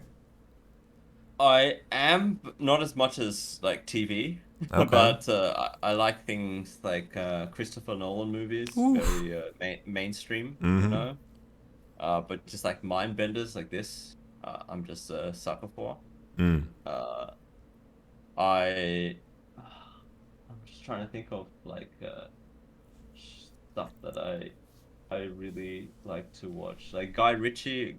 Oh, yes. Was I'm a big fan of. Like Snatch is still one of my favorite movies Yes. of all time.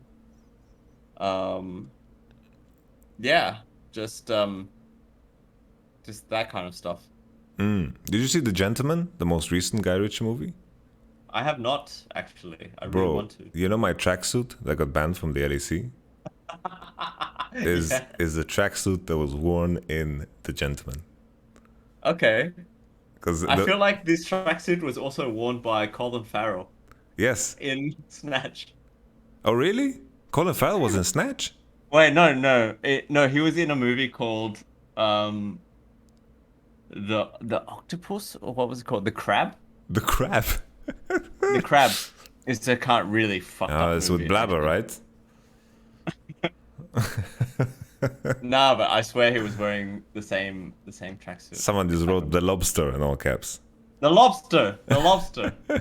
Oh, with Jordan The Peterson. I haven't seen The Lobster. It's really fun. It's really fucked up. Okay. Because like in The Gentleman, he also wears the tracksuit. He has like a gang of people that he trains in boxing, and they just go around and smurf on people. No, The Gentleman is fucking great. Not on the level of Snatch, but similar level. Like Guy Ritchie has a way of fucking. For me, in movie and in TV, I love good conversations. That's the only thing I care about. Good conversation. Yeah, banter. Yeah. Dialogue. It's the only reason I watch Suits. Like Suits is fucking boring. Like there's Fuck. lawyer, I'm watching it right now. Lawyer problem. Like the conversations are fucking great, so it's worth it. It's like fucking Harvey Specter's walking by Donna. They're flirting, and they're flirting somehow while they're talking about like pans and tuna, let's say, and it's just a conversation. It's like fucking amazing. They're like boom, boom, boom, boom, boom, boom. And I've watched Suits, I think 2-3 times. Fucking great show.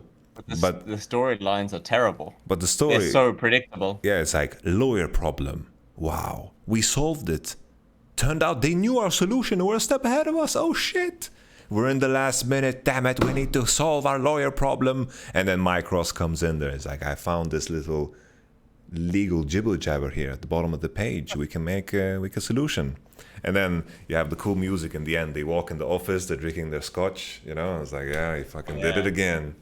And then that's just... I love my favorite part of the show is whenever someone hands someone a pile of documents, they'll take one look at the front page, or they'll open up the folder, and they'll know exactly what the whole document says. Yes. It's like, oh yeah, I know about this. Fucking hell, man. I feel like sometimes in shows, like the higher ups. I was like, yeah, I like this thing, yo. Yeah. And I just walk up to the actor, they're trying to like, you know, be involved. So I was like, do that thing. That thing is good. It's like the same in The Walking Dead. I'm watching The Walking Dead right now, and like the fucking Shane thing when he just touches his head. Just fucking always touches his head. He just walks into the scene. It's like something tilts him and he just touches his head. It's like he shaved his head only to touch his head even more. You actually do a really good Shane impersonation. It's so you actually do really good. It's easy when you stand up. I can't do it sitting down. He walked into a room and he's like, "Wait, I have wireless earbuds." He's so fucking triggered. I can do it. He's so annoyed. He's like,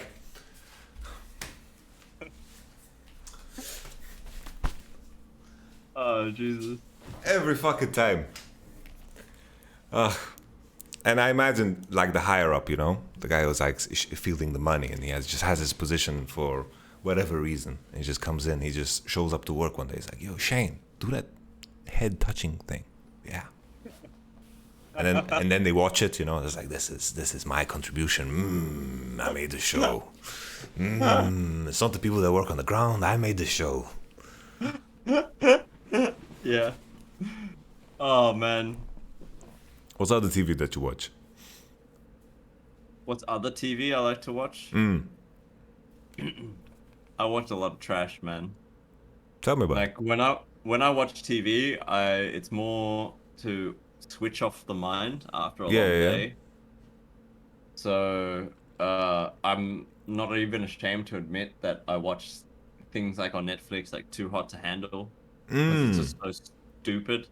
That it just like helps. It helps like relax myself, decompress. My brain. Decompress. I'm not even listening half of the time. It's just like open there. I've watched shit like, one of my favorite TV shows actually on Netflix that I watched over the past couple of years was Dark. Have you seen that shit? Oh, I've heard about it, but I haven't watched it. Is it German? It's German. Yeah, I've heard good things. I think the main actor, I saw him in something else. Bro, if you like Christopher Nolan, you would love this shit because it's a fucking mind bender. Okay. I might have a sniff, but I have many seasons to go still with The Walking Dead. And I have same thing for me. Too. Same thing for me. Like, whenever, like my sofa, that's my sanctuary.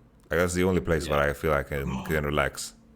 The fucking Peaky Blinders. People are in your chat.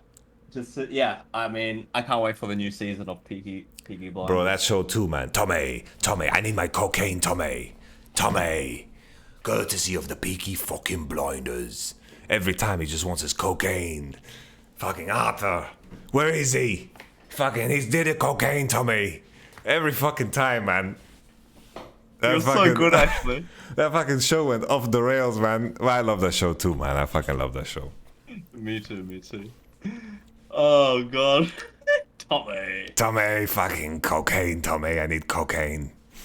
Fucking booger sugar, Tommy. I fucking killed him, Tommy. He took my cocaine, Tommy. I had to kill him, Tommy. No, that show is fucking brilliant. I just love...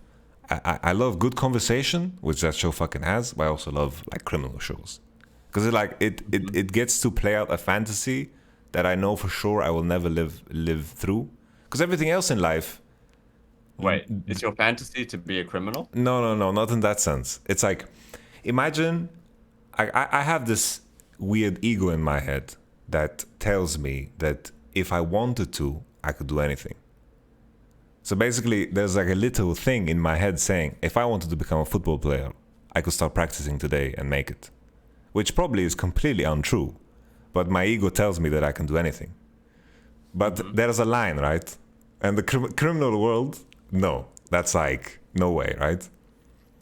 So whenever I watch the criminal shows, it's not a fantasy, but it's a life that I would never be able to live. So it's cool to watch it and to like connect with characters, you know? I guess that's the appeal, right? Like has to be, right? Yeah. I'm not crazy, eh? I don't think so. But holy shit, yeah. This show is so like how can they live this life? It's so crazy. It's not even based mental. on a true story, right? Isn't it? I I mean, Peaky I did some Blinders research. exist. The Peaky Blinders do exist, but I think like most of the story in the TV show is fictional. Maybe they sell like curtains. The Peaky Blinders.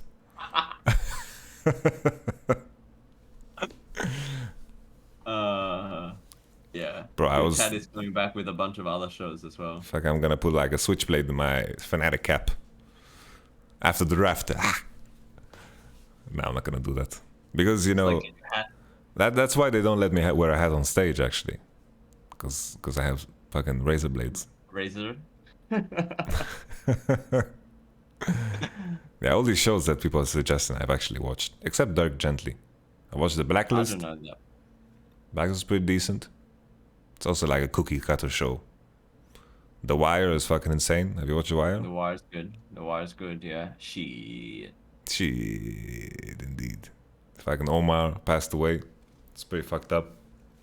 Next time you get kicked off for wearing a tracksuit, you know what to do. Yeah, just hide razor blades in the tracksuit and start like swinging the... Take off your jacket and start swinging it around. Yes. Money Heist got boring to me. Did you watch Money Heist? I've been suggested it. I might start it very, very soon. Yeah, then I'm not gonna spoil anything. Like, for me, any type of spoilers annoy me. Like even if a friend of mine tells me this show is really fucking good, you should watch it till the end. That already annoys me. Like any type of opinion, any type of information. So when I told you to watch The Walking Dead, you were annoyed at me. Not necessarily. It's not that extreme. I was playing it up to make it more extreme. Not that bad. Okay. But yes, any type of spoiler I don't like, so I don't do that to anyone. Game of Thrones. What's Game of Thrones? Of course. Never heard of it. Overrated show. No, I'm just kidding. I loved it too. Money Heist. Yeah, Money Heist is good. That's all I say. It's good. Vikings is great. Man, I've watched way too many shows actually. Yeah, I mean, this is making me realize that I spend way too much time watching TV, yes. But it's part of my work, so to speak. Same. It's not part of your work. Bro, it's the conversations. I learned the art of conversating. True. I was like, you're like Harvey Specter and Mike Ross, you know, just like quoting movies all the time. Yeah, I wish, man. It's just I don't know, those conversations, those charismatic conversations. Growing up, I remember I was watching like The Sopranos, and growing up, like when I was back in Sweden, I didn't have a lot of friends. I didn't spend time with anyone, and like, you just find role models in whatever you're watching, right? Somehow, in a weird way, it's like you bond with the characters somehow through the show, and you like somehow pick up their characteristics, you know, like you mimic them. You mimic people that you admire, right? And it's the same way. It's like whenever there are characters that I admire and Supreme perform, it's like it's interesting to follow along. I think subconsciously you pick up on it somehow. Like you're watching fucking Narcos. I'm sure, like the people that speak Spanish, they're starting to talk like Pablo. They're walking down the street, you know, even though he was a fucked up man. TikTok meme, like 1 week, 1 day after watching Narcos, 1 week after watching Narcos, 1 month after watching, and then it's like a guy that like just goes into the mirror and just like says it in a different accent. Okay, I haven't seen it. Bro, thing. I'm fucking out of the loop on your TikToks. Like the only TikToks I ever watched was together with you when we were sitting on that sofa, man. At the 3 hours? Yeah, those hours flew by. I learned that you need to put potatoes in cold water. Guys, we were waiting on set at a like TV commercial shoot, which should come out any day now, and we literally watched like 10,000 TikToks. Yes. Together. That was a banger. It was really nice, but some TikToks are so fucking useless. It's unbelievable. No wonder this guy, what's his name, the man who's like the biggest TikTok dude, who just. Which guy? I showed the face. We should have done this in person. Shit. The guy who does, he does his face, and he's just like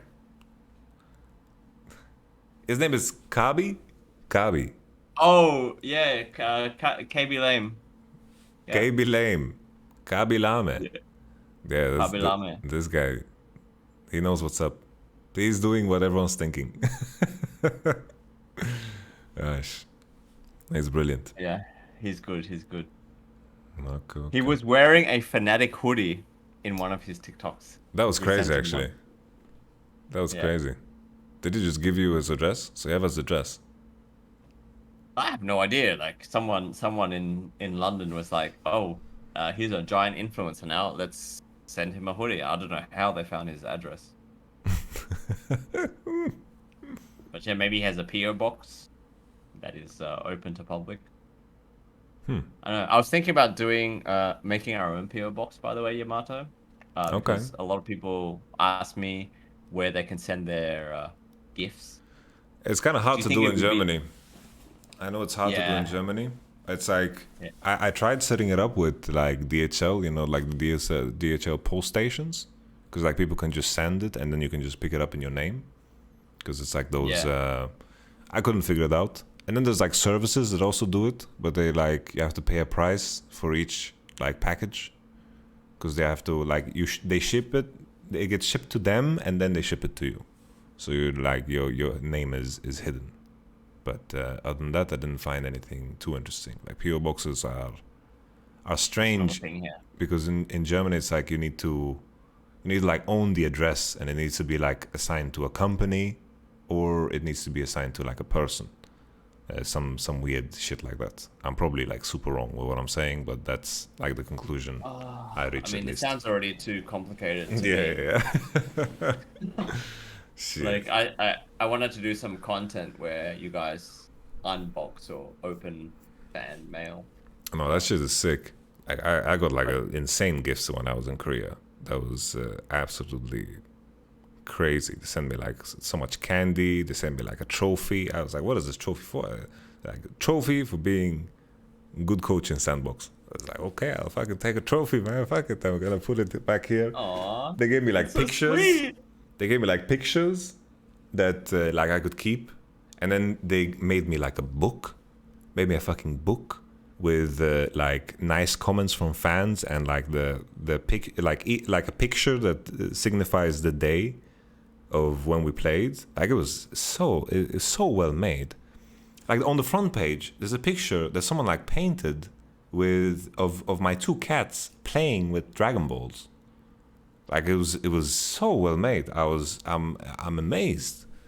The Korean fans, they know what's up. Like Western fans need to level up their game. Bro, I also feel that like Asian fans in general are just way more passionate about their teams and the sport in general. Like while we were in China, we also got a bunch of gifts sent to us. Yeah. There were fans like lined up outside of the venue, even though the venue was like non-disclosed address because it was COVID. It was like no crowds, like no audience, whatever. But there were fans outside waiting for us to rock up in our shuttle, and they would see us for like 2 seconds, right? They would see Reckless for 2 seconds. They would completely freak out, you know, like start crying. There were some of them like stayed outside of our hotel for a whole day just to get a glimpse of Reckless. And when he came out, he had like the security like kind of like shoved him into the helicopter. into the shuttle. Oh, shuttle. Okay. And I was already outside beforehand, and I was talking to her, right? I was asking her like why she was here. She said, "I'm a big fan of Reckless. I just want to get like a photo with Reckless. That's all I want. I've been waiting here for the whole day." Is that really all she wants? Or is that the minimum? I don't know, man. That maybe it's probably the minimum, but she didn't even get the photo, man, because the security pretty much like grabbed Reckless and shoved him straight into the shuttle because there were like fans outside and they didn't want them interacting. Oh. And I felt so bad for him, man. I actually like went into the shuttle, grabbed him, took him back out, and put him in front of her. Basically, like just put him on a platter for her. Jesus. And she got her photo. Boom. So and then she was like crying like crazy. I'd never seen this before in my life. Why you gotta make a lady back, cry like that, man? Come on, Pete. We go back into the shuttle, and everyone's just like, all the team guys are saying, "Oh, yeah, that was really sweet, Pete." And then Mithy, I remember Mithy. He just says, "Holy shit, only." What? Only Reckless. Only Reckless could make a girl that wet without getting in their pants.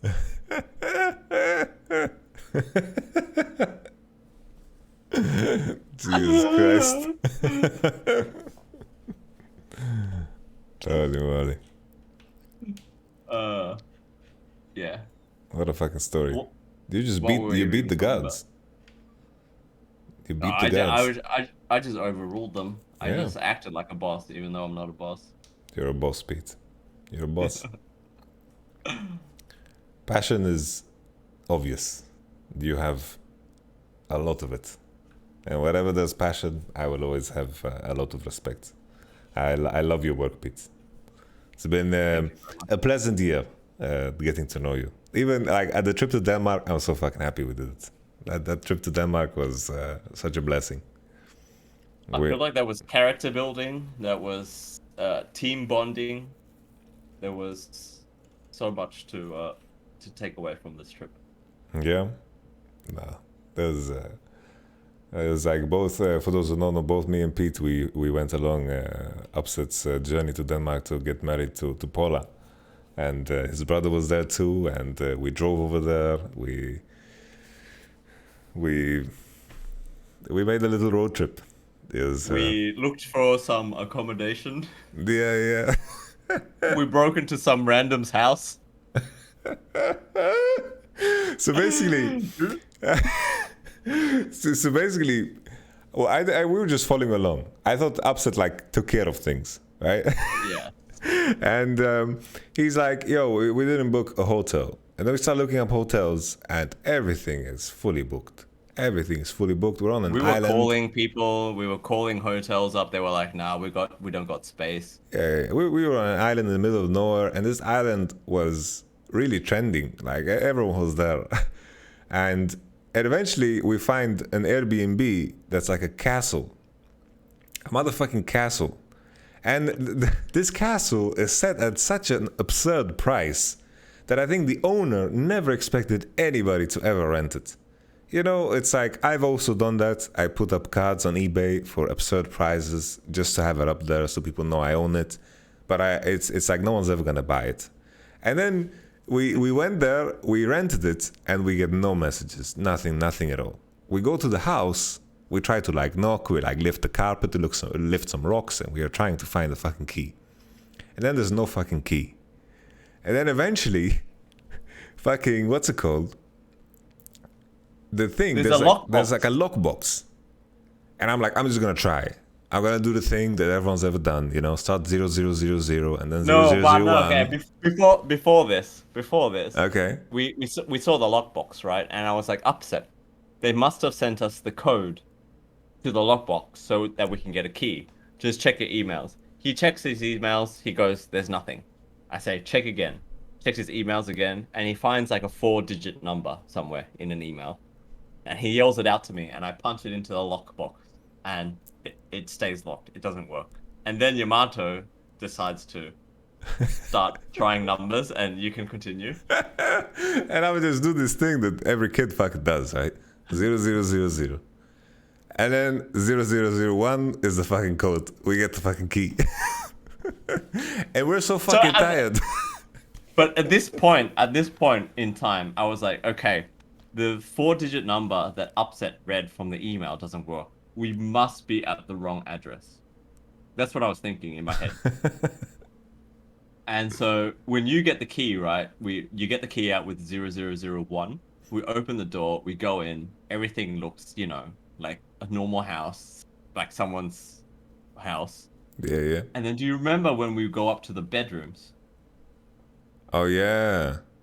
All the sheets were messed up. Yes. We thought someone was sleeping there, man. Bro, I was like, dude, we just literally broke into some person's house. Yes. Because the code was not the correct code, and the beds are like messed up, and this house looks like used. Like someone has been living here. And we were so tired, as you said, because we've been driving for like 8 hours or something. We woke up at like 4 a.m., right? Did we? So what did we decide to do? We just went to sleep. We just went to sleep, and then someone enters the house, and it's fucking cleaning people. They're like, hello. Oh shit! But they were so polite. Like this island was such a nice place that anyone who was there was just chill. Like everyone was so relaxed. Like we ran into people, and I do this thing where if I'm bored, I begin to troll people, even people I don't know. So I'm like trolling random people on the street, and everyone's so fucking polite. Like so polite. It's I remember insanity. The guy who wants to sell beads or some shit. Yeah. And it's like, be careful of the tiles or be careful of the rocks. Yeah. And you were speaking Swedish to him, and he was like, I don't understand you. And I'm so scared, I just assumed he was saying something racist right away. I just thought he said, you fucking foreigner, what are you doing on my island? But he was just being so nice. He's like, watch out, you might trip over the tiles. Oh, man. Oh, shit. What a lovely time. Yeah, I'm gonna remember that forever. It's like every year is like a season of our lives, and that was like the episode, the vacation episode. Oh man. Yeah. Oh, Pete. Yeah. It would have been sick if all the other guys could have come up as well. Honestly, I think the small group was perfect. I thought about the same thing, but I think it allowed us to get closer to everyone individually, I think it was super neat. But it would have been cool too with everybody. But you and me, especially in the front seats of the car. Yeah. just jamming. Pete is the first person in the world that doesn't get annoyed by my singing. Bro. Actually, I've told you this, in the car, you have a really good singing voice, and you do really good imitations of the artist of the song. So I don't really mind at all. No, that was when you told me that, it warmed my heart. I was that's one of those compliments that stick with you, I remember this one. It was a nice one. We listened to like a range of music, everything from rap, hip hop to like Red Hot Chili Peppers to fucking Linkin Park to I don't know what else. Like just like we were in the car for fucking 8 hours. We listened to so many songs. And Yamato was DJ obviously because he was front seat, passenger seat.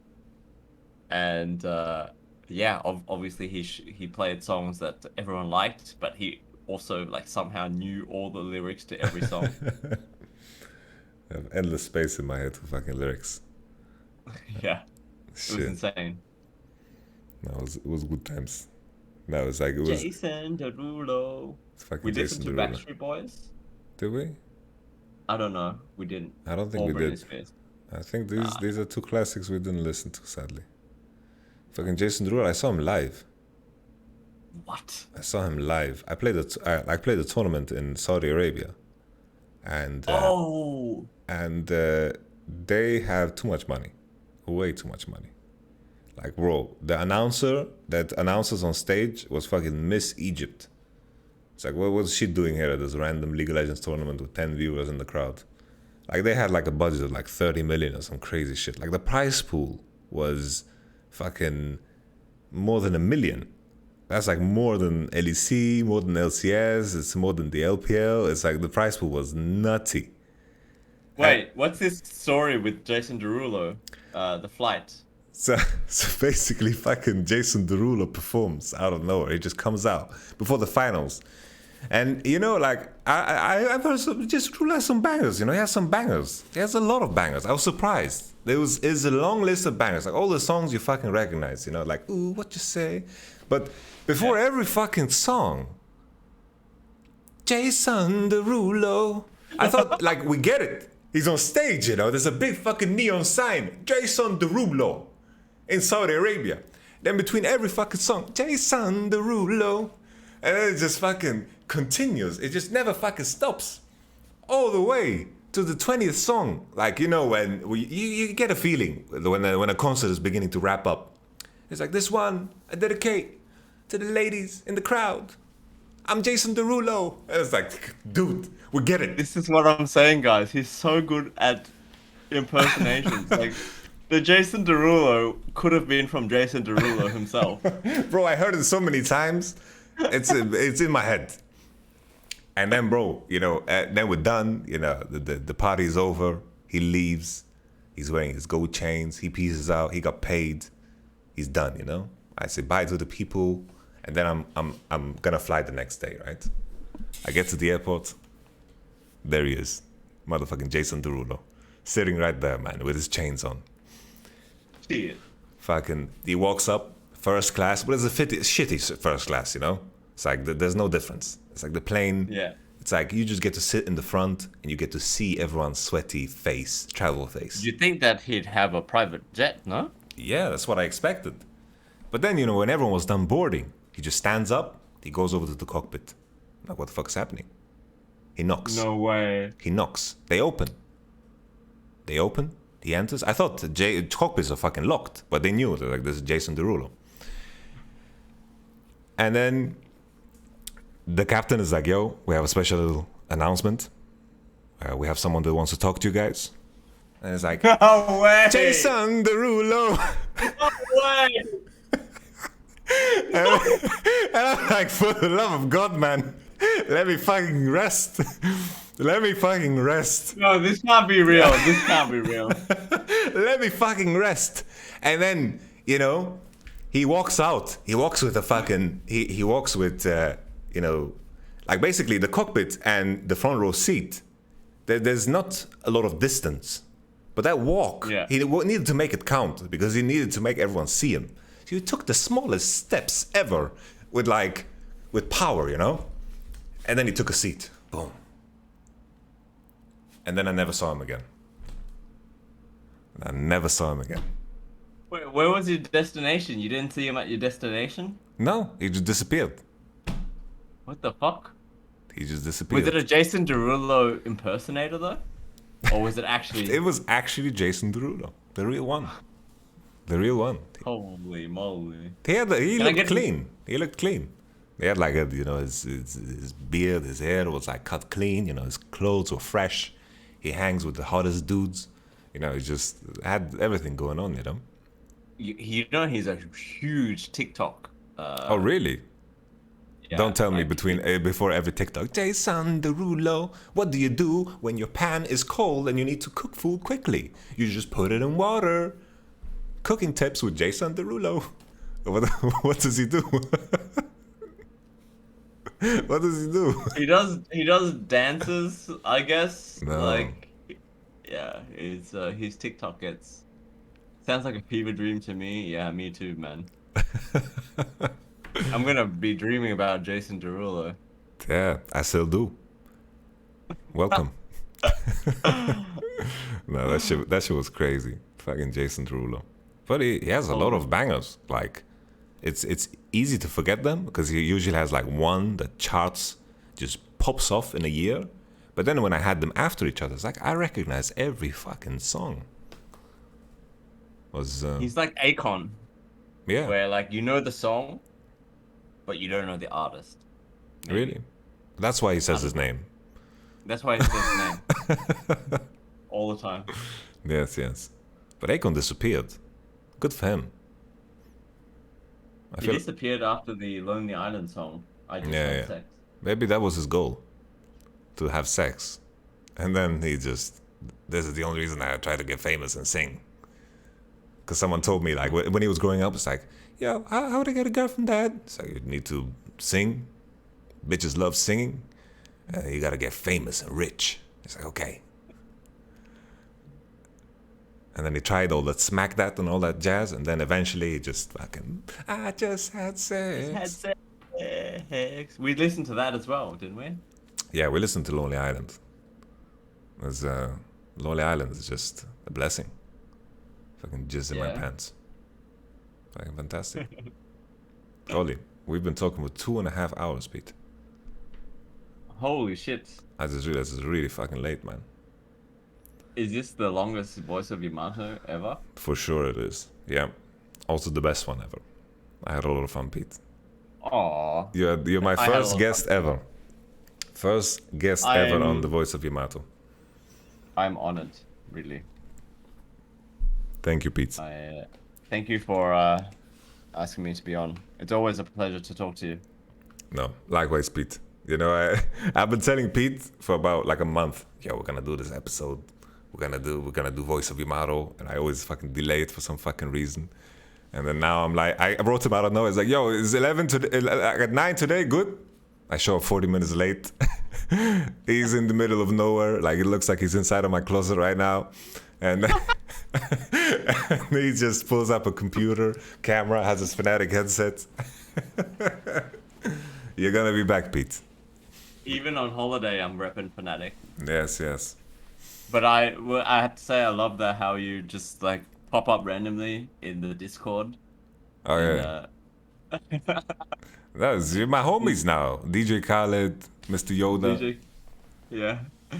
We love you. We love you there. No, they were so cute. You know, they sent me messages like, "Thank you. Probably you won't read this, but you made my day. You played with us." Yo, I didn't have friends on that day. You know, I needed. You guys hooked me up. You know, I'm just a dude, and you guys hooked me up. I had a lot of fucking fun in those games. I made a little highlight with the Silas, and then I had to go give a key away. So we. And then we ran it down. speed ran that game. We should play again sometime, but like properly. Yeah, we should. Maybe I should play on Smurf so we are like, maybe we go down in the tier list a little bit. Maybe that's the way. Nah, I'm always T1, bro. Are you? Okay. Always T1. Okay. Sorry, Pete. Sorry. You're a fucking badass. To end it off, I just need to read, I didn't have alert sounds. Business wrote, "Great talk, my boys." Thank you, Business. $5. $5. I'm gonna buy Peter Dunner with this one. Groove has donated $7.27. Hey, I requested a cameo for my friend and it expired. Do you still use the app? Yes, but this app is very buggy. So just request it again and I'll do it. I don't know if this person still is here. Do you do cameo, Pete? What is cameo? Basically, it's like people can request. It's like, yo, I want you to say happy birthday to my uncle. He's deaf and blind, so I'm not sure how I'm gonna show it to him, but I'm sure he'll appreciate the thought.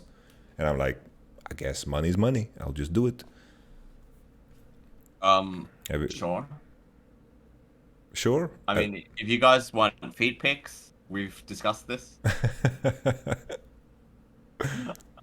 I think that's a great note to end it on. Is there any charity that you want the people in the chat to support?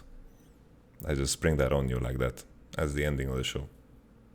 Well, something that I've been thinking about lately a lot. Okay. That is, I have a friend who is Afghan, and his family is stuck in Afghanistan. He's Australian, and his family are Australians, but they got caught, you know, with the with everything that's going on in Afghanistan, and they're kind of stuck there. Yeah. So I've donated to charities mainly for women in Afghanistan because, you know, of the political situation there. It's kind of tenuous, especially for women. So yeah, that's something that is I've been thinking about a lot lately. But it's a bit of a serious topic, so I don't want to expand on it so much. Okay. I'm sure if people want to learn more, they can easily find it, because I know that it's something that I've come across. I didn't expect it to take this turn, but I think it's a good place to end it, a serious note, because we've been laughing throughout, and I wish that everyone can spend their day laughing all over the world, because I think that's a blessing in itself. So Pete, I wish you and your family pleasant whatever you're gonna do tomorrow. Maybe pick some mushrooms in the forest and in the area that you are in. I don't know what you have planned, but it's been A pleasure. I'm gonna continue my solo queue climb. I've been enjoying. Today I actually had Upside and Hilly on my team, and I was jungling, and I was just. I saw that you were playing Jarvan, right? Yeah, I smurfed the game, but so did they. Like playing with Hilly is so fucking easy. It's insane how easy it is. I just have to hang on his nutsack, and then like good things happen. It's incredible.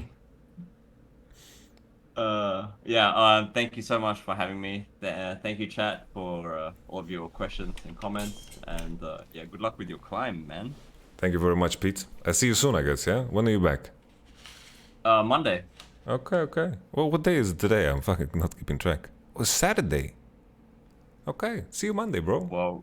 Well, it's technically, it is technically Saturday, but it's still Friday in my head because we haven't slept yet. Okay. All right, see you Monday, Yamato. Take care, again. Pete. All the best, brother. See you. Bye-bye. See ya. Bye. All right, guys. Hilly, best support in the world. Yeah, definitely up there. All right, guys, that was the episode with Pete. I think we're gonna end there. I don't know how many more episodes I'm gonna do, especially in Iceland. It's gonna be very busy, but at least it's something, you know. At least it's something. I get to do something that I like doing, and you know, I can give something back. Maybe these are conversations that you guys enjoy watching. So either way, I think only good things can come out of it. So I wish you all the best. Take care, and all the best. Yeah, there's nothing more to add. If you sneeze during this episode, bless you and bless your face. I'll catch you guys on the next one. Take care.